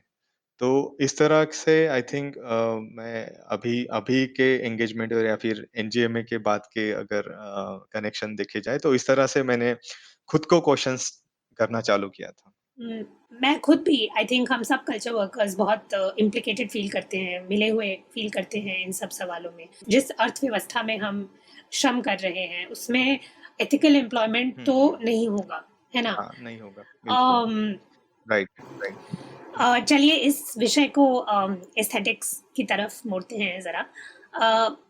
उत्खनन यानी एक्सकवेशन के ज़रिए कोयला या तेल ज़मीन से निकलता है। माइनिंग भी उत्खनन की प्रजाति है और न सिर्फ एक फिजिकल प्रोसेस है बल्कि जैसे हम आपके काम में दिखा देखते हैं ये धरती और उससे जुड़े हुए जीवों लोगों के शरीर का मुद्दा है। तो माइनिंग उत्खनन एक एस्थेटिक मोड कैसे है या एक रूप रचना के संदर्भ में कैसे हम समझ सकते हैं इसे। इसके बारे में जानने में मुझे बहुत दिलचस्पी है। आप माइनिंग जैसे एक्सकवेशन को कॉम्प्लिकेट कर रहे हैं, जब आप उसको गैलरी स्पेस में कोयले को बाहर लाके ज़मीन से उस तरीके से पब्लिक के सामने प्रस्तुत कर रहे हैं और एक ऐसे तरीके से जो कि वो पहले कभी देखा नहीं गया है शायद। और कोयला वैसे देखा जाए तो कितना पुराना माध्यम है ना आर्ट हिस्ट्री में। आइस एज के टाइम पे लोग कोयले से बना रहे थे गुफाओं में अपने जानवर, है ना? हमारे हमारे पूर्वज। अ, मुझे बहुत अटपटा सा इतिहास लगता है कोयले का आर्ट के की दुनिया में। एक स्कॉलर हैं आना बिल्बाओ जिन्होंने कोलंबिया में कंटेम्प्रेरी आर्ट की एक प्रथा को उस देश के गोल्ड माइनिंग के इतिहास और समकालीन कंटेम्प्रेरी समस्याओं से जोड़ा है। उनका एक ऐसे है जिसमें उन्होंने कहा कि कहीं ना कहीं ये जो काम है जो कोलंबिया की गोल्ड माइनिंग से जुड़ा है, चाहे मटेरियल लेवल पे या कंसेप्चुअल लेवल पे, वो एस्थेटिक्स ऑफ एविडेंस भी है। एक प्रामाणिक रूप रचना, एक सबूत की तरह फंक्शन करने वाला एस्थेटिक्स। वो गोल्ड माइनिंग की बात करके इस ख्याल को विकसित करती हैं इस ऐसे में। तो ये विचार मुझे बहुत असरमंद लगा सोचने के लिए आपके काम के बारे में भी। आपके म्यूरल्स, एनिमेशन, कैरेक्टर्स, लैंडस्केप्स, जैसे कि हम पहले भी बात कर रहे थे इन सब के बारे में, एक किस्म का एविडेंस देते हैं, सबूत के तौर पे पेश किए जा सकते हैं क्या? जिस कोयले से आपका काम बनता है वो चंद्रपुर जैसी खानों से निकला, माइन किया गया है और गैलरी में लाके आप एक्सट्रैक्टिव कैपिटलिज्म यानी पूंजीवाद का जो कीमती चीज़ें निकाल के उनसे मुनाफा बनाने का शौक है, उस पर टिप्पणी कर रहे हैं। यहाँ पे मुझे सबूत के बारे में सोचना आपके काम के संदर्भ में काफ़ी फ़ायदेमंद लगा। अगर ड्राइंग और इसकी बात की जाए कि चारकोल और कोल आई हुँ, थिंक ड्राइंग का एक बहुत ही ज़बरदस्त ट्रांज़िशन हुआ है पूरे हिस्ट्री में। जैसे हुँ, जो कि स्कल्पचर और कई सारे अदर मीडियम्स का नहीं हो पाया। जैसे आपने केव पेंटिंग्स का ज़िक्र किया कि केव हुँ, पेंटिंग्स में जिस तरह से कोल यूज़ किया है, तो coal has been like it's it's a prominent ये भी बोल सकते हैं मीडियम कि जिस तरह से उसको ट्रांज़िट आप इज़िली वो कोल और चारकोल का एक कैरेक्टर ऐसा है कि आप किसी भी तरह से उसको घोल सकते हैं, मिल सकते हैं। और आपने जो एक्सकैवेशन के बारे में बात की, तो एक्सकैवेशन हर आर्टिस्ट या फिर हर इंसान अलग-अलग तरह से आई थिंक नोटिस कर सकते हैं। जैसे मैंने जिस तरह से नोटिस किया वो काफ़ी अलग है मेरे लिए। जो मेरे लिए वो टनल्स जो हैं, टनल्स या फिर ओपन पिट माइनिंग के जो एक्सकैवेशंस लेयर्स हैं, वो लेयर्स आई थिंक मेरे काम में कई ज़्यादा दिखते हैं। तो मैंने लेयर्स के साथ ही कलर्स का कॉम्बिनेशन भी किया है और एलिमेंट्स जो क्योंकि एक्सकैवेशन में कई सारी चीज़ें मिलती हैं। जैसे रिसेंटली अभी एक आई थिंक एक बोट मिली है, तो एक्सकैवेशन करते-करते माइनिंग का एक्सकैवेशन था। तो last year he I think 2020 में एक बोट मिली है, वो वाइकिंग्स की बोट है। तो लाइक ये आप एक्सकैवेट करते-करते इतनी सारी चीज़ें आपको मिल सकती है और इतनी सारी चीज़ें ज़मीन के अंदर दबी हुई हैं। और उसके साथ-साथ ही हम क्या दबा रहे हैं, मतलब हम क्या और पुट कर रहे हैं ना, मतलब क्या-क्या चीज़ें हम हमारे जो कल्चर है, हमारा जो अभी का टाइम पीरियड है, क्या-क्या अभी जा रहा है उसके साथ। जो केमिकल्स रिएक्शंस है या फिर जो चीज़ें हमें डंप की जाती हैं, जो अगर वेस्टेज की बात की जाए, तो आज हम क्या डंप कर रहे हैं? तो हम तो एक्सकैवेट तो कर रहे हैं, जो रिसोर्स हमें चाहिए, बट हम डंप भी कर रहे हैं कई सारी चीज़ें। मैं जिस तरह से देखता हूँ अभी, तो एक बहुत ही ज़्यादा chaotic लगता है मुझे अभी का जो प्रोसेस है या फिर एक्सकैवेशन का। अबैंडन्ड तो है ही, बट उसके साथ-साथ कई ज़्यादा नेग्लिजेंस है। नेग्लिजेंस जो प्रोसेस में ये लोग कर रहे हैं, आई थिंक वो कोई भी पावर कई और कई कई कोई भी कंट्री का आप उदाहरण ले लीजिए, इंडिया का ही नहीं, आप कोई भी लैटिन अमेरिकन या फिर साउथ ईस्ट एशियन या फिर चाइना या फिर रशिया, कहीं का भी एग्जांपल ले लीजिए, सेम मेथोडोलॉजी या फिर सेम मेथड्स यूज़ किए जा रहे हैं और सेम तरह का प्रोसेस हो रहा है। उत्खनन जैसे आप इस्तेमाल करते हो हुँ, हुँ। काम में, स्पेसिफिकली अगर आपकी प्रैक्टिस के बारे में हम बात करें, तो उसको हाँ, एज़ हाँ। एन एस्थेटिक मोड हाँ, कैसे हाँ, सोच हाँ। सकते हैं?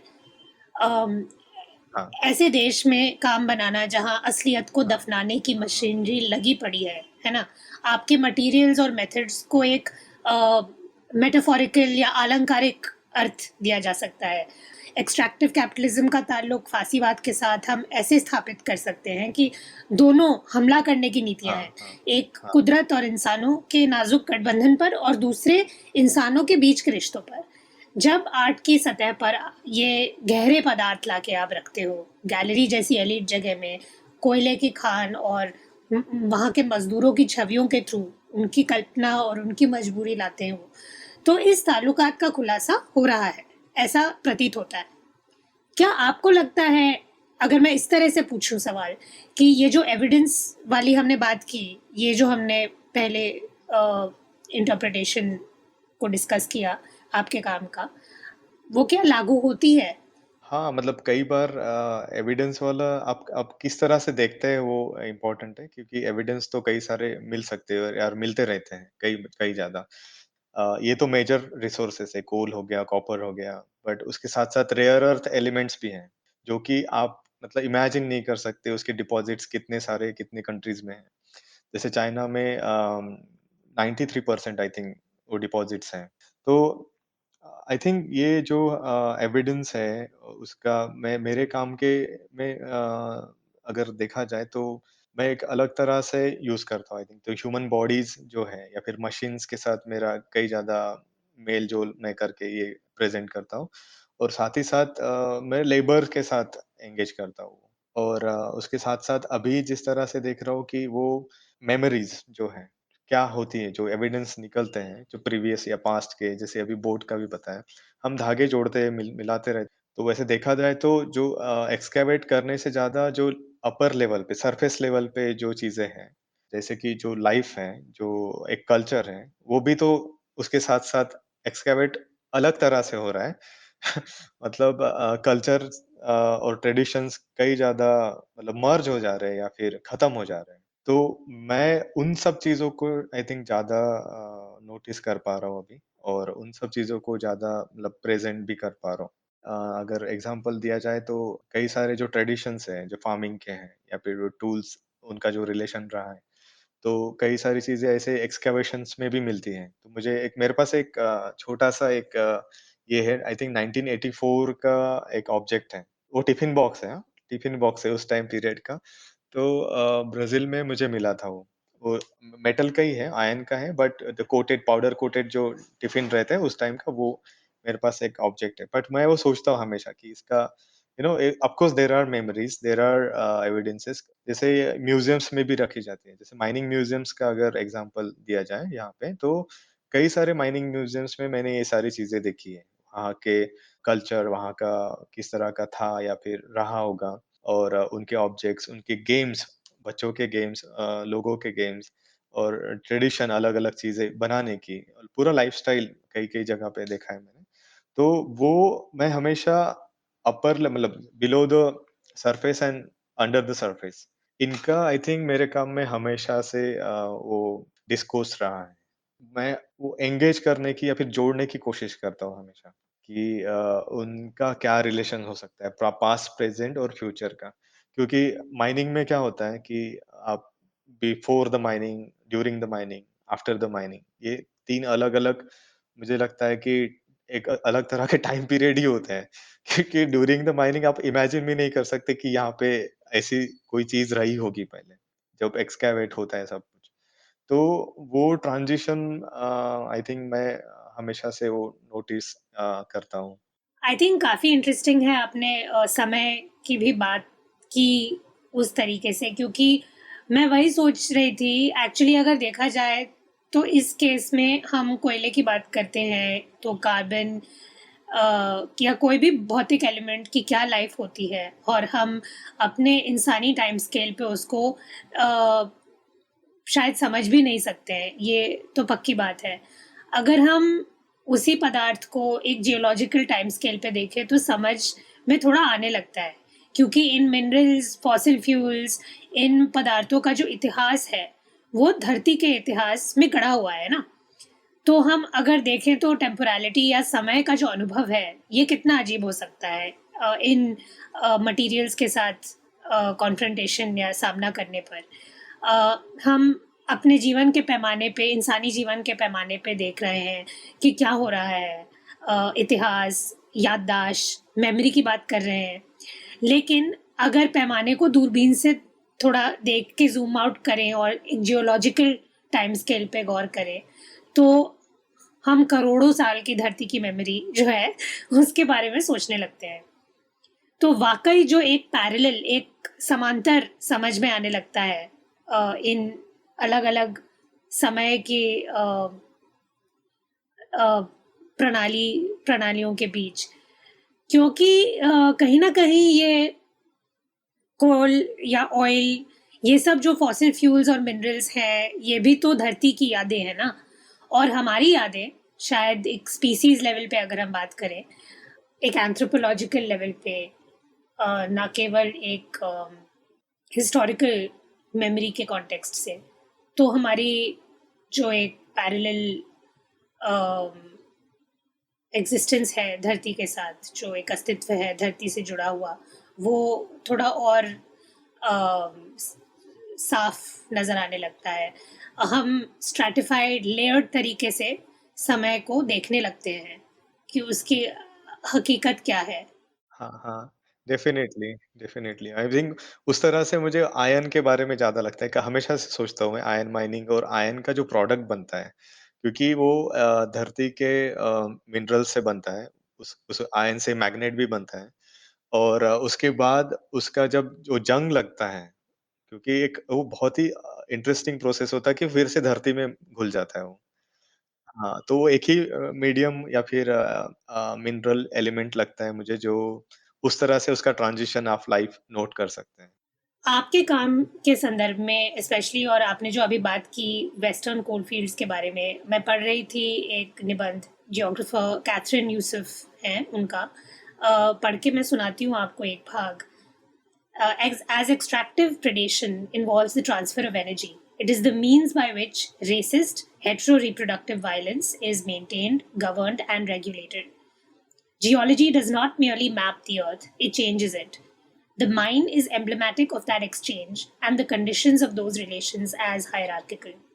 It is a subterranean spatiality that is always under pressure from the weight of the division of surface and underground states. Yet, the underground is also the possibility and spatial autonomy of opacity in plain sight. It is somewhere to dig in and plot. काफ़ी सुंदर है। तो Catherine Yusuf कह रही हैं कि उत्खनन या राइट। निष्कर्षण यानी हाँ, एक्सट्रैक्शन हाँ। पर्यावरण और समाज के लिए हिंसक है, क्योंकि इससे पूंजीपतियों और उद्योगपतियों जो ये एक्सट्रैक्शन मुनाफे के लिए करवाते हैं, उनका राज्य, उनका वर्चस्व बना रहता है। लेकिन खान की खासियत ये भी है कि वो जमीन के नीचे गदर का गढ़ बनने की संभावना रखती है। तो मुझे ये बहुत इंटरेस्टिंग लगा कि उन्होंने ये जो डायलेक्टिक है, ये जो पद्धति है, उसको इस तरह समझाने की कोशिश की, क्योंकि ये सच है, जैसे आपने कहा ओपन कास्ट माइनिंग, जो कि हाँ, खुले हुए खान की माइनिंग के बारे में बात की, और करते हैं आप अपने काम में। एक तरीके से तो वो है, एक तरीके से तो वो है ही इस प्रशासन या कोई भी प्रशासन जो इससे पहले रही है, वो ज़मीन पे जिस तरीके से अपना वर्चस्व जमाती है और जो वहाँ रहने वाले लोग, जानवर, पेड़ पौधे, जो भी इकोसिस्टम है, जो कम्युनिटीज़ हैं, उनको मार्जिनलाइज करके एक्सक्लूड कर देती है कोई भी डिसीजन मेकिंग या निर्णय लेने की क्षमता को लेकर। तो पूरी तरीके से तोड़ना होता है ना लोगों के विल को, उनकी शक्ति को। लेकिन वही लोग, अब जैसे आपके सप्तरंग के जो साथी हैं या आपके गांव में जितने भी लोग हैं जो विद्रोह में शरीक हैं, वो कहीं ना कहीं एक उदाहरण है, मिसाल है। आप लोग इसको चैलेंज कर पा रहे हैं क्योंकि आप जुड़े हुए हैं जमीन से उस तरीके से जो कि स्टेट कभी भी नहीं जुड़ पाएगा। तो ये प्लॉट करने वाली बात, साजिश करने वाली बात, उन्होंने बहुत, जो यूसुफ हैं, उन्होंने एक बहुत सबवर्सिव, क्रांतिकारी किस्म की भाषा का इस्तेमाल किया है। लेकिन तख्त जो है वो तो नीचे से ही पलटे जाएंगे ना। ये थोड़ी फीलिंग आती है ये पढ़ के। और कहीं ना कहीं आप जो आर्ट के बारे में बात कर रहे थे, अब वो उतनी लिटिल हाँ, तरीके से होना हो, हाँ, हाँ। कंसेप्चुअली तो वो कीड़ा आप डाल ही रहे हैं ना लोगों के जहन। तो मुझे लगा मैं आपका रिस्पॉन्स हाँ, हाँ, हाँ। सुनूं राइट। इस एक्सट्रैक्ट पे। आई थिंक वो वही इम्पोर्टेंट होता है ना, जिस तरह से हम चीज़ों को मतलब पलट देने की जब एक ये रखते हैं, हिम्मत रखते हैं या फिर कोशिश करते हैं, तो वो तभी चीज़ें बदल पाती हैं। ऑफ कोर्स ये बहुत ज़्यादा टफ है, और आपने जो बोला है कि स्टेट का जो ज़मीन तो कभी होता नहीं है, वो ज़िक्र उनके पेपर्स पे होते हैं, बट स्टेट हमेशा बदलते रहता है, हमेशा बदलते रहता है, क्योंकि अगर एग्जाम्पल दिया जाए तो जो भी मैनेजर्स होते हैं या फिर जो भी ऑपरेटर्स होते हैं, जो भी पावर पे जो लोग होते हैं वहाँ पे हर 3-4 साल में बदल जाते हैं। तो उनको कुछ फ़र्क नहीं पड़ता है कि वहाँ पे किस तरह का एक्सकैवेशन हो रहा है या फिर किस तरह के लोगों की परेशानी हो रही है। क्योंकि आप चीज़ें ऐसे ही इमीडिएटली इम्प्लीकेट कर रहे हैं और आप बदल रहे हैं हर साल। तो उन उस तरह के बाकी जो लोग हैं, अभी अगर भारत के दूसरे हिस्से की बात की जाए, झारखंड की या फिर छत्तीसगढ़ या फिर मध्य प्रदेश, जहाँ-जहाँ पे भी मेजरली कोल माइनिंग्स या फिर कॉपर माइनिंग्स है, तो वहाँ का तो हालत ही बहुत ही ज़्यादा बेकार है, मतलब बहुत ही ज़्यादा। तो उस तरह के जो चेंजेस है, अगर कितना भी स्ट्रगल, ये भी सच है कि आप स्ट्रगल, ये इस तरह का स्ट्रगल है जहाँ पे इमीडिएट सक्सेस या फिर इमीडिएट चेंजेस कुछ नहीं मिलने वाला है। इसमें स्ट्रगल है, बट वो रेजिस्टेंस आई थिंक वो उतना ही इम्पोर्टेंट है रखना या बात करना। अदरवाइज़ क्या होता है कि ये सारी चीज़ें लोगों की आदत बन जाएगी। हम्म। वो सबसे ज़्यादा मुझे तकलीफ वाला लगता है कि लोग यही समझना चालू करते हैं कि ये ऐसा ही है।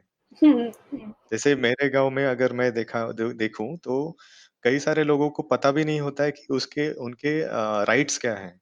कई सारी चीज़ें, हम्म। वो जैसे रास्ते पे डस्ट होना, ये भी, और या हम्म। फिर उनके क्रॉप पे जो डस्ट आता है फार्मर्स के, या फिर उनके रिहैब जो होती है, मतलब उनको जब डिस्प्लेस किया जाता है एक गाँव से दूसरे हम्म। गाँव में, तो हम्म। उनके जो राइट्स है वो क्या होते हैं। तो ये कई बार आदत बन जाती है हमारी झुकने की। तो वो झुकना नहीं है, इसीलिए है आई थिंक मेरे काम में मैं हमेशा वो चीज़ स्ट्रांगली रखना चाहता हूँ कि there should be a resistance to the power. बिल्कुल, या बिल्कुल। जैसे आपने कहा बिल्कुल झुकना तो बिल्कुल नहीं है और हाँ। साजिश करनी है इन सब के खिलाफ। लेकिन आपने जो ये बातें बोली, एक सामूहिकता की बात मुझे ऐसा लगा बार-बार आपके काम में भी आती है। चाहे वो मुट्ठी हो सॉलिडैरिटी की या उस प्रकार के चिन्ह आपके काम में हैं। और ऑब्वियसली आपका जो हमेशा से ही कंसेप्चुअल सबस्ट्रेटम रहा है, जिस पे आपने अपना आर्ट माउंट किया है, अपनी प्रैक्टिस माउंट की है, वो एक सॉलिडैरिटी के लॉजिक से आता है, एकाग्रता के लॉजिक से आता है। मुझे ऐसा लगता है ये जो कलेक्टिविटी की बात है, या आपके काम में या आप अपने गांव में भी हमने बात की, सप्तरंग कलेक्टिव के साथ जुड़े हैं आप, और वो भी शामिल हैं आपकी एग्जीबिशंस में। और चंद्रपुर में आपने जो प्रोग्राम्स किए हैं, जो आप नुमाइश करते हैं, जो आप ऑर्गेनाइज करते हैं वहाँ अपने गांव के लोगों के लिए प्रोग्राम्स, या उनसे बात करते हैं, तो सामूहिकता जो है ये, वो राजनीतिक तो है ही, सामाजिक तो है ही, पर मुझे लगता है कि ये आपके काम की रूप रचना जो एस्थेटिक्स है, उसके संदर्भ में भी समझा जा सकता है इसे। कि आप एक किस्म की कलेक्टिविटी ग्राउंड पे जीते हैं, और वही एथिक, वही नैतिकता आपके काम में भी आती है, चाहे डायरेक्टली या बहुत लिटरली नहीं भी हो, लेकिन वो दिखती है। एक तो मुझे लगा कि आपका जो आपके जो क्लार्क हाउस वाले साल है ना, वो मुझे बहुत फैसिनेटिंग लगते हैं। हुँ, हुँ। यहाँ पे एक कम्युनिटी पे बार बार आते हैं ना आप वापस, एक दोस्ती में बार बार आते हैं, और वहां पे आपको जिस किस्म का सपोर्ट मिलता है सभी लोगों को म्यूचुअली, आप देते भी हैं लेते भी हैं, जो आदान प्रदान होता है वो बहुत यूनिक होता है। जो एक इंटीमेसी या नजदीकी है, आप चार लोगों के सामने उस तरीके से वल्नरेबल नहीं हो सकते हैं, है ना? क्लाक हाउस के साथ जो एक्सपीरियंस रहा हमारा पिछले मतलब 2011 मेरा एंगेजमेंट 2011 से चालू हुआ था, 2017 तक एंगेजमेंट रहा है मेरा। तो उसमें इनफैक्ट हम पहली बार वहीं मिले। वही मिले थे एग्ज़ैक्टली। हाँ, अपने श्रोताओं को बता दूं कि हाँ, प्रभाकर और मैं सबसे पहली बार हाँ, अंधेरे में मिले थे हाँ। उनके शो में। तो क्लाक हाउस में जो एंगेजमेंट चालू हुआ मतलब इन्वॉल्वमेंट चालू हुआ तो मुझे वो पता नहीं था कि कलेक्टिवली किस तरह से मुझे इंटरेस्ट हमेशा से रहा है बट पता नहीं था किस तरह से काम हो सकता है या फिर काम किया जा सकता है और ये कलेक्टिव मतलब क्या है? मतलब कलेक्टिव ये वर्ड है तो इंग्लिश में हम मेरा कुछ उतना ये नहीं था वो शुरू में इंग्लिश में बात करना बट कई सारी चीज़ें लैंग्वेज से लेके आप जो एग्जीबिशन मेकिंग से लेके क्यूरेशन से लेके आप सिंपल शेयरिंग मतलब सिंपल क्योंकि हम सब अलग-अलग आर्ट स्कूल से आए थे। निखिल और सचिन जे जे स्कूल ऑफ आर्ट से थे।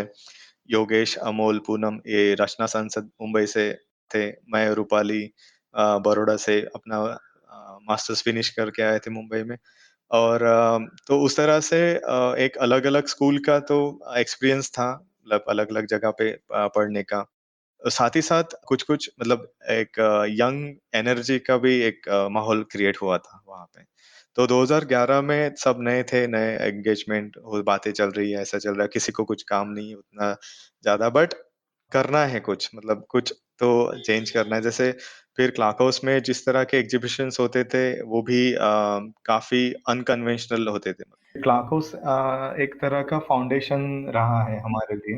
हम्म। तो आई थिंक वहाँ से कई सारी मेमोरीज़ है, कई सारी चीज़ें हैं जो हमने सीखी वहाँ से और उसके साथ-साथ मतलब चीज़ें तो सीखी है बट मज़े भी बहुत किए हैं। वो जो मस्ती भी होती है, हाँ, उसका हाँ। एक अपना इम्पोर्टेंस होता है एक आर्टिस्ट की लाइफ में, जो आप शेयर्ड, सब आर्टिस्ट लोग जब मस्ती करते हैं। Right, right. कई सारे प्लान्स किए जाते हैं और उसके साथ-साथ और वो इनिशिएटिव लेना मेरे लिए सबसे ज़्यादा इम्पोर्टेंट वही रहता था कि क्लास में भी जैसे खैरागढ़ में जब हम पढ़ते थे तो कोई भी चीज़ का पहला इनिशिएटिव लेना हम चुनते थे कि हाँ, हमें करना है। जैसे कि एक सिंपल चीज़ बताई जाए तो जैसे हमें एक मॉर्निंग 10 से 5 बजे तक या 4 बजे तक का टाइम मिलता था काम करने का। बट हम लोग 4th ईयर तक आते तक एक ऐसा माहौल बना दिया था हमने कि मैं और मेरे दोस्तों ने कि चाबी डिपार्टमेंट का हमारे पास ही रहता था। तो सुबह 4 या 5 बजे से जाने से लेकर रात 9 बजे तक काम करने का ऐसा एक माहौल बना दिया था हमने। हम्म। तो ये चीज़ें है ना, ये चीज़ें काफ़ी मिसिंग होती है कई बार। एक ऐसा माहौल क्रिएट किया था ताकि हर स्टूडेंट या फिर हर यंग आर्टिस्ट वो क्लाक हाउस में आए। या फिर आके बैठे कुछ ना करे। तो कई बार ऐसा भी हुआ है कि हम लोग कुछ नहीं करते थे, सिर्फ बैठे रहते थे, क्योंकि पैसे भी नहीं रहते थे, पैसे भी नहीं थे उस टाइम कि कोई रेंट पे घर लिया जाए, या फिर हम्म। रेंट पे कुछ जगह ली जाए, स्टूडियो ली जाए कि वहां पे जाके काम करे। उस तरह एक एक शुरू का माहौल ऐसा ही रहा हमारा कि अ, हमने कई सारे दिन, महीने बोल सकते हैं कि क्लॉक हाउस में ही निकाले। वही सोते थे, वही खाना पकाते थे। मुझे याद है वो, मतलब मैं भी ऑब्वियसली कई बार वहाँ आती थी। I was also one of those random young people जो घूमते-फिरते आ ही हाँ, जाते हाँ, थे। हाँ। आई थिंक ये सच है क्लार्क हाउस के बारे में, that it was a node. I think या एक बहुत अहम हिस्सा था वो अर्ली 2010s के बॉम्बे आर्ट सीन का, and it had that lived in feel. In fact I remember thinking about हाँ, इट वंस कि बड़ी कूल हाँ, जगह है यार, सब यहीं हैंग आउट करते हैं, हाँ। सोते हैं, मस्त है। um, it was also definitely a hmm, class hmm, thing, hmm, a hmm. migrant thing, यानी कि बड़े शहरों हाँ, के बाहर से अलग अलग तबकों हाँ, के हाँ। से आने वाले लोगों के लिए वो ठहरने की एक जगह थी। क्योंकि सो हुँ, मेनी हुँ, ऑफ हुँ। अस जो कि शहर से नहीं, महानगर से नहीं है, हैव अ वेरी डिफरेंट हाँ, रिलेशनशिप हाँ। उन स्पेसेस के साथ देन वो लोग जिन जो वहीं से हैं, जिनका घर वहीं है। अ, वो जो एक अच्छी वाली डेस्परेशन भी होती है ना, ये कि यहाँ टिकना हाँ, है यार हाँ। किसी भी नहीं, तरीके वो में। बहुत इम्पोर्टेंट है, मतलब वो जो टिकना जो है ना, आपने जो बोला अभी कि अदरवाइज़ आई थिंक क्लार्कोस का अगर प्लेटफ़ॉर्म नहीं होता उस टाइम पे, हम जैसे आर्टिस्ट लोगों के लिए, तो मुझे लगता है कि हम आज तक, मतलब ये इस प्लेटफ़ॉर्म तक या फिर इस हद तक पहुँच ही नहीं पाते कभी। वो जो माइग्रेंट मैक्सिमम लोग जो क्लार्क हाउस में थे, मैक्सिमम वो बाहर से ही थे, बाहर के आर्टिस्ट थे। हम्म। सबसे पहले अगर हमारे ग्रुप का अगर देखा जाए, तो सबका एक ही मकसद था शुरू में कि सर्वाइव करना है। कैसे भी करके, बट आर्ट करना ही है, और आर्ट करके सर्वाइव करना है। तो कई सारे हमने कमीशन वर्क्स भी करते थे। कई बार ऐसा भी होता था कि सेल रखा जाता था, तो Yeah. उसमें जिसका भी किसी का भी काम या फिर सेल हो रहा है या कुछ हो रहा है, छोटे-छोटे ड्राइंग्स कभी-कभी वो सेल होते थे, तो वो एक एक तरह का एक ये सपोर्ट हो जाता था बाकी सब आर्टिस्ट के लिए। तो आज Yeah. मेरा जा रहा है ना, हाँ ठीक है, तो कल कल से 7 दिन का खाना मेरी तरफ से, तो ऐसा तो इस तरह का एक माहौल था। Right, right. कई बार हमारे आर्टवर्क्स सूटकेस में ट्रैवल करते थे। सुमेश और दाशा अगर ट्रैवल कर रहे हैं कहीं, तो वो अपना एग्ज़िबिशन्स सूटकेस में ट्रैवल होता था। तो Hmm. कलेक्टिवली रहने का हमें अंदाज़ा आ गया था कि कैसे किस तरह से काम हो सकता है। और 2012 में हमने एक कलेक्टिवली एक एग्ज़िबिशन किया था, शून्य का। तो शून्य उसका नाम भी Hmm. दिया था हमारे ग्रुप को, एक शून्य कलेक्टिव करके। तो उस तरह से वो वहाँ पे एंगेजमेंट हुआ, और उसके बाद सप्तरंग का हुआ, और उसके बाद अलग-अलग और जगहों Hmm. से जुड़ा हुआ हूँ मैं। तो मेरा जो एंगेजमेंट रहा है इस तरह का, तो मुझे वो ज़्यादा प्रोवोकेटिव लगा, ज़्यादा इंस्पायरिंग भी लगा, और क्योंकि अलग-अलग आर्टिस्ट के साथ आप जब मिलके काम कर रहे हैं, एंगेज होके काम कर रहे हैं, तो नई-नई चीज़ें भी सीखते थे। और सारे आर्टिस्ट जो थे, एक इम्पोर्टेंट चीज़ है, जो अलग-अलग डिसिप्लिन से थे। कोई स्कल्पचर में था, तो कोई पेंटिंग में, कोई प्रिंट मेकिंग में, कोई Hmm. फ़िल्म में है, कोई वीडियो में, और कोई फ़ोटोग्राफ़ी में है। तो काकोस का ऑफ़ कोर्स एक Hmm. टाइम पीरियड रहा, और उसके साथ कई सारे लोग जुड़े, कई सारी लाइक स्टूडेंट्स, यंग आर्टिस्ट जुड़े, Hmm. क्यूरेटर्स और राइटर्स, कई सारे लोग जुड़े थे। तो आई थिंक वो एक बड़ा कंट्रीब्यूशन रहा है बॉम्बे में क्लार्क हाउस का। Hmm. मैं आज जब यहाँ बैठ के आज के डेट में जब सोचता हूँ उस तरह के स्पेस के बारे में, तो मुझे लगता है कि आज उस तरह का स्पेस काफ़ी मिसिंग मिसिंग होता है, काफ़ी मिसिंग Hmm. है। डेफिनेटली। वैसे तो इस तरीके की कलेक्टिव प्रैक्टिसेस दुनिया भर में आर्टिस्ट हमेशा से करते आए हैं।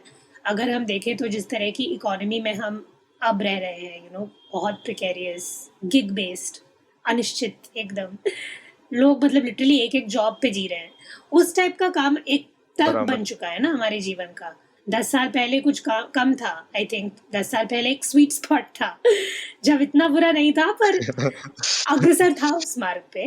हाँ, तो हाँ। ये कुछ-कुछ ऐतिहासिक कारण भी हैं कि क्लार्क हाउस जैसी जगह बन पाई, और वो legacy of informal artist networks और स्टूडियोज में भी बैठता है।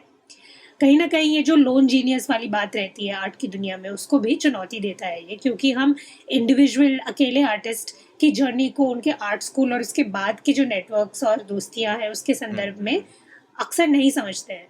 सॉलिडारिटी इकोनॉमी, अड्डाबाजी और जो इनफॉर्मल पियर पेडागोजी है, एक दूसरे में लेन देन और सीखने सिखाने का जो सिलसिला है, ये मिश्रण है जो आपने अभी वर्णन दिया, वो एक आर्टिस्ट के लिए, एक यंग आर्टिस्ट के लिए बहुत अहम है। नहीं, ये सही में बहुत मायने रखता है क्योंकि आप जब यंग होते हैं तो आपके पास कोई रास्ता या फिर ऑप्शंस नहीं होते ज़्यादा कि आप कि अलग-अलग चीज़ें उस टाइम पे कर आपको सर्वाइव भी करना है और साथ ही साथ आपका आर्ट भी करना है। तो उस टाइम पे आप एक-दूसरे के सहारे ही रह सकते हैं। Otherwise it's it's I think ये बहुत बहुत मुश्किल दौर होता है सबसे। और उसके साथ ही साथ डिसीज़न मेकिंग भी ऐसा एक टाइम पीरियड होता है आपकी लाइफ़ में कि आप सही चुनें आपके लिए, खुद के लिए। तो हाँ। वो भी एक एक इनफॉर्मल जो एक लेवल होता है, डिस्कशन होता है, वो काफ़ी इम्पोर्टेंट होते हैं और ज़रूरी होते हैं, काफ़ी ज़रूरी होते हैं मुझे लगता है, कि जो कि जहाँ पे रिज़र्व जो स्पेस होते हैं, जो रिज़र्व्स एटमॉस्फियर होता है, वहाँ पे आप उस तरह से खुल के बातें नहीं कर सकते या फिर उस तरह से एंगेज होके आप चीज़ें नहीं समझ पाते। कई बार ऐसी बातें होती थी क्यों मतलब दूसरे गैलरीज़ में या फिर आप एग्ज़िबिशन्स देखने क्यों नहीं आते? तो कई बार होता है कि उनको एक हेजिटेशन सा फ़ील होता है। हम्म। तो मैं ये ज़िक्र करना चाहूँगा कि ये है मतलब कहीं न कहीं एक रिज़र्व स्पेस में आप जब जाते हैं, तो आप एक अनकम्फ़र्टेबल सा फ़ील ज स्पेशली आप जब स्टूडेंट हैं या फिर यंग आर्टिस्ट हैं, आपको कुछ नहीं पता कि किस तरह की चीज़ें होती हैं या फिर हो सकती हैं। तो एक मुझे लगता है कि ये क्लार्क हाउस ने उस टाइम पे वो एटमॉस्फियर क्रिएट करने का या फिर एक काइंड ऑफ अ ब्रिज जो है ना, ब्रिज हम्म। बोल सकते हैं आप, जो जोड़ने का कंटेम्परेरी आर्ट के साथ, वो काफ़ी इम्पोर्टेंट रोल प्ले किया है। हम्म। आपको हाँ। अक्सर साउथ अफ्रीकन आर्टिस्ट विलियम केंड्रिज से कंपेयर किया जाता है, क्योंकि आप दोनों के माध्यम सेम रहे हैं। आपने भी एनिमेशन की शुरुआत में, और आप दोनों कोयले का इस्तेमाल करते हैं, तो जाहिर है कि सबसे पहला शायद कनेक्शन लोग वही बनाते हैं। अ, लेकिन ये तुलना थोड़ी आलसी भी लग सकती है। आप डिसएग्री कर सकते हैं, क्योंकि मुझे और कंटेम्प्रेरी आर्टिस्ट के साथ ज़्यादा मेल लगता है आपके काम का। जैसे क्रिस ड्रूरी हैं, ब्रिटिश आर्टिस्ट, जिनका एक काम है कार्बन सिंक, वो मुझे काफ़ी आपके काम की याद दिलाई उसने मुझे। और चाइना के शुनजुन हैं, उनकी प्रैक्टिस भी काफ़ी कुछ आपके जैसी है। जैसे हम पहले बात कर रहे थे, कोयले का उपयोग कई आर्टिस्ट्स ने इतिहास में किया है। अम, तो कंसेप्चुअल लिंक्स बनाना एक तरीके से चुनौती से खाली नहीं है। लेकिन सबसे ज़्यादा मुझे जो महत्वपूर्ण लगता है, अगर आपके काम को एक ऐतिहासिक संदर्भ में डाला जाए, तो वो लैंड आर्ट की प्रथा है। मैं लैंड आर्टिस्ट रॉबर्ट स्मिथसन के बारे में सोच रही थी। उनके नॉन साइट, साइट, अनसर्टन और आइलैंड ऑफ कोल जो काम है, इस वंशावली को उभार के लाता है मेरे हिसाब से। आपके और उनके बीच का जो कनेक्शन है, आपके पुराने पुराने काम को देख के मुझे काफी उनकी याद आई। एक तरीके से जाहिर भी लगता है, पर मुझे ये कनेक्शंस कम दिखाई देते हैं जब आपके काम के बारे में लिखा जाता है। आपको क्या लगता है, आप किन आर्टिस्ट की प्रणाली में खुद को देखते हैं? चारकोल कई सारे आर्टिस्ट यूज़ करते हैं, राइट? तो लेकिन हर आर्टिस्ट का यूज़ करने का उसका जो तरीका है और मेथड्स हैं, वो काफ़ी अलग हैं।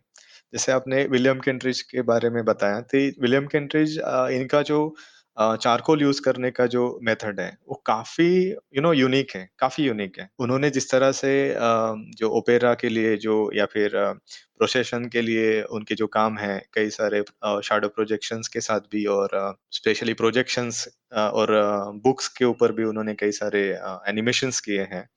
तो उनका माइन करके एक ये भी है स्टॉप मोशन एनिमेशन जहाँ पे एक ज़बरदस्त ट्रांज़िशंस होता है लैंडस्केप का, ह्यूमन फिगर्स का, एक्सप्रेशंस का। तो ऑफ कोर्स मतलब एक प्रभाव था जब मैं मास्टर्स फाइनल ईयर में ड्राइंग्स को लेके डिसर्टेशन कर रहा था। तो इन आर्टिस्ट का मैंने ज़िक्र किया था William Kentridge, Dan Perjovschi, Robin Rhode from South Africa से। रॉबिन रोड एक आर्टिस्ट है जो परफॉर्मेंस बेस्ड वर्क करते हैं लेकिन ड्राइंग के साथ। जैसे नल्ली मलानी इनका भी ज़िक्र किया था। और डैन प्रोजोस्की स्पेशली उनका जो ये ड्राइंग यूज़ करते हैं, वो लाइन ड्राइंग ही करते हैं। बट इतने अलग तरह से उनका प्रोवोकेटिव होता है और ऐसा इमीडिएट रिएक्शंस होते हैं उनके, कोई भी न्यूज़ या फिर कोई भी इंसिडेंट्स पे।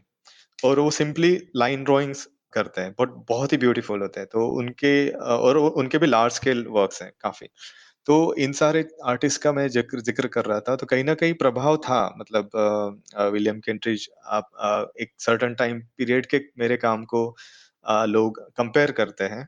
बट जैसा कि मैंने कहा था पहले भी कि मैं कई ज़्यादा और डीपली सोचता हूँ अपने काम के बारे में। जब कोई चीज़ कंपेयर होने लगती है या फिर कोई चीज़ ऐसे बोली, मैं मुझे भी कई लोगों ने बोला एग्ज़िबिशन आपका काम ऐसा है, वैसा। तो उसके बाद मैंने काम करना ही बंद कर दिया।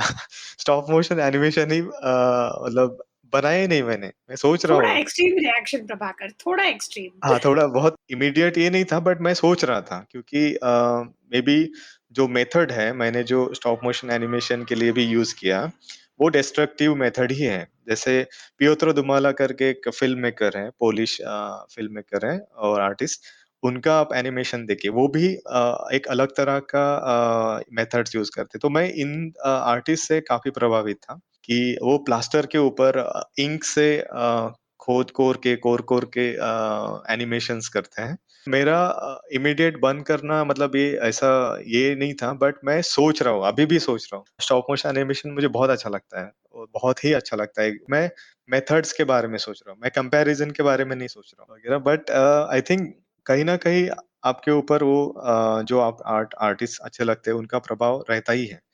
बट आप उसको किस तरह से बदलते हैं, किस तरह से मोड़ते हैं या फिर आप अपनी क्या चीज़ें हैं जो आप प्रोसेस में डालते हैं, देखा जाए तो? मेरे दिमाग में एक फ्रेमिंग है कि जो हम एपिसोड में पहले एक्सट्रैक्टिव कैपिटलिज्म और एविडेंस या उत्खनन पे आधारित पूंजीवाद और उससे होने वाली हानि के सबूत की बात कर रहे थे, उस सब का गहरा ताल्लुक है फांसीवाद से। और जिस दौर में हम रह रहे हैं, और इससे पहले भी कुछ दौर आए हैं ऐसे जिनमें आर्टिस्ट ने अपने टाइम में और अपने अपने इलाकों में अपनी कला के जरिए अपनी ऐतिहासिक ऐतिहासिक परिस्थितियों का सामना किया है, उसकी आलोचना की है। तो मैं जानना चाहती थी कि क्या ऐसे कोई आर्टिस्ट हैं जिनके काम को आप प्रासंगिक समझते हैं, रेलेवेंट समझते हैं, या इन चीजों को कनेक्ट करके सोच रहे हैं क्या अपने काम के बारे में? हाँ, मतलब आई थिंक 1-2 मतलब 2-3 आर्टिस्ट मैं मेंशन करना चाहूँगा कि जैसे लियोन फेरारी हैं जो अर्जेंटीना से हैं। उनका काम मुझे मैंने 2014 में मैंने पहली बार वहाँ पे साओ पाउलो बिएनाले में देखा था। तो उनका काम काफ़ी प्रोवोकेटिव लगा मुझे, मतलब काफ़ी आप क्रिश्चियनिटी को और उसके साथ-साथ जो सिस्टम है, सिस्टम और इन जो रिलिजियस बिलीफ है, वो आपको हिला देने वाला मुझे काम लगा उनका, लियोन फेरेरी का। वो और उनके जिस तरह से मीडियम्स और मेथड्स भी जिन्होंने जो यूज़ किए हैं, काफ़ी मतलब सर्रियल है, बट उनके कई सारे स्कल्पचर्स हैं जो इट माइंड ब्लोइंग है, कंप्लीटली आई थिंक वो ज़बरदस्त है, काफ़ी ज़बरदस्त है। तो उनका मैं काम हमेशा से मतलब एक इंस्पिरेशन नहीं बोलूँगा, बट एक प्रोवोक करता है कई कई कि कुछ तरह से कि ये चीज़ें हम जो है, जो बता सकते हैं या फिर बताना चाहते हैं, तो वो और उसके साथ-साथ जिमी डुरहम जो आर्टिस्ट हैं, उनका भी जो क्योंकि वो उनका भी कई सारा काम पब्लिक एंगेजमेंट और कम्युनिटी एंगेजमेंट बेस्ड है। और साथ ही साथ थिएटर से जुड़े हुए कई सारे उनके वर्क्स भी हैं। तो और फ्रांसिस एलिस जो आर्टिस्ट हैं, उनके भी कई सारे काम मुझे बहुत पसंद हैं। मतलब बहुत ही इनोवेटिव आइडियाज़ लगते हैं और ऐसे मस्ती वाले कुछ-कुछ काम हैं उनके। मतलब ऐसे मतलब ये कर दिया जैसे उनका एक बर्फ वाला एक परफॉर्मेंस है जहाँ पे वो एक बर्फ के बड़े टुकड़े को धक्का दे रहे हैं। बट उसमें आप एक अलग ही तरह के पोएटिकली लेबर के बारे में बात कर रहे हैं। That end of the day वो जब बर्फ पिघल के जब पानी हो जाता है तो हाथ में कुछ नहीं बचता है। तो वो जो मुझे एक पोएटिक ये लगा ना एंगेजमेंट उनके काम में, वो किस तरह से ये करते हैं और साथ ही साथ उनका एक परफॉर्मेंस है जो मैग्नेटिक शूज़ पहन के चल रहे हो एक जगह पे और जो शूज़ को कई सारे मेटल ऑब्जेक्ट्स चिपक रहे हैं और बच्चे उनके साथ खेल रहे हैं। तो और एक रिसेंट जो 2015 में इस्तांबुल बिएनाले में उन्होंने काम किया था, जो मैं फर्स्ट टाइम मैं और रूपाली उनसे मिले थे वहाँ पे। हम आप बहुत खुश फैन थे बॉय कि मोड हम में लोग थे। उनके मिल पाए। हाँ, एकदम, एकदम। और उस टाइम उनका वहाँ पे भी एक बर्ड्स को लेके उन्होंने जी। काम किया था, जो कई सारे स्टूडेंट्स को एंगेज करके उन्होंने एक एक वो प्रोजेक्ट किया था बर्ड्स के साउंड का, उन्होंने व्हिसल्स बनाए थे अलग-अलग बर्ड्स के। बर्ड्स के लिए। अंसलम कीफर हैं, इनका काम मुझे काफ़ी प्रभावित किया मतलब अभी रिसेंटली मतलब 2018 में मैंने उनका काम देखा था इटली में, मिलान में। उनका स्केल वो जो इफेमेरल वॉल ड्राइंग्स बन रहे थे, वर्क्स हो रहा था बट एक अटैचमेंट डिटैचमेंट का भी प्रोसेस था और उसके साथ-साथ ऐसा एक फीलिंग आता था कि अरे काम तो है ही नहीं अभी। कोई भी पूछता था काम है क्या? अरे दिखाओ क्या दिखाऊँ अभी? तो उनका काम देखने के बाद मुझे रियलाइज़ हुआ कि व्हाट इफ मतलब अगर फ्यूचर में अगर किसी को मेरा काम देखना है या फिर मुझे खुद को अगर काम वो देखना है तो मैं नहीं देख पाऊँगा। तो so I think that's interesting जो आपने बताया भी अपनी जर्नी के बारे में।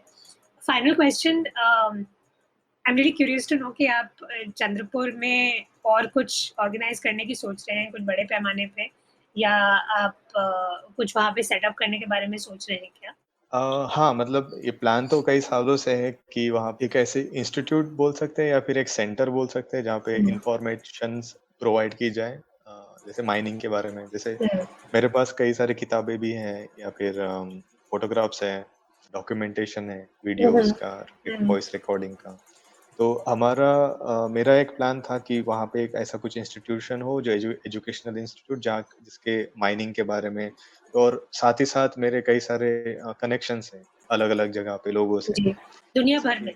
हाँ, दुनिया भर में अलग-अलग जगह पे। तो किसी न किसी तरह से मैं एक पता नहीं कब किसको कौन-सी जगह, कौन-सी चीज़ प्रोवोक करे और इंस्पायर करे।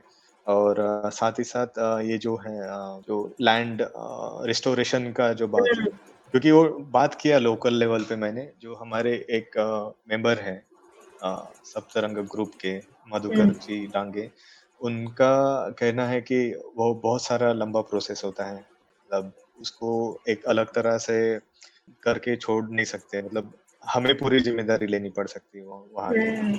तो वो सारी चीज़ें हैं, तो हम लोग अभी प्रयास कर रहे हैं इस बार। तो मैं एक प्रपोज़ल क्रिएट करने वाला हूँ फ्यूचर के लिए कि किस तरह से वो ये होगा और किस तरह से लोकल लोगों को वहाँ पे जॉब या फिर लाइक कुछ एक्स्ट्रा सर्विस मिल सकती है वहाँ पे और पब्लिक इंटरेस्ट के लिए रहेगा। तो ये बड़े पैमाने पे है और तीसरी चीज़ जो है मैं हमेशा से चाहता हूँ कि वहाँ जब भी जाता हूँ तो एग्ज़िबिशन या फिर कुछ प्रोग्राम हो या फिर मैं अपने काम प्रोजेक्ट करूँ। नहीं, ये काफ़ी लॉन्ग टर्म प्रोजेक्ट्स हैं और इन्हें तो समय लगेगा, जो हम पहले बात कर रहे थे टाइम की। इसका ये तो सरकारी टाइम स्केल तो जियोलॉजिकल टाइम स्केल से भी अलग है। आप लोग सब साथ में ऐसे संगठित रूप से कर रहे हैं ये, तो डेफ़िनिटली सकारात्मक रह सकते हैं I think. Thank you so much Prabhakar, आपने इतना समय दिया, इतने विस्तार में अपनी प्रैक्टिस के बारे में भी बात की और कई चीज़ों के बारे में बात की। Thank you so much and I look forward to seeing more of your work. I am sure आप कुछ नया लेकर आएँगे इस सब के बाद। मैं कोशिश करूँगा और थैंक यू सो मच मतलब आपके साथ बात करके काफ़ी मज़ा आया मुझे मतलब कई सारी चीज़ें जो मैंने शायद बताई नहीं होगी अभी तक, सब एक्सप्रेस या फिर बताने के लिए, शेयर करने के लिए बड़ा अच्छा लगा। Thank you so much. I'm really glad we could do this. Thank you for tuning in to Artalap with Prabhakar Patspute, in which we talk about his decade-long multivalent practice, its transformations, influences, and evolving concerns, as well as the context of open cast mining in a time of capitalism. and its representational possibilities within contemporary art. If you enjoyed the podcast, please like and share the episode over social media. For more information and updates, you can follow us on Instagram at art.alap and on Twitter at @RTALAAP.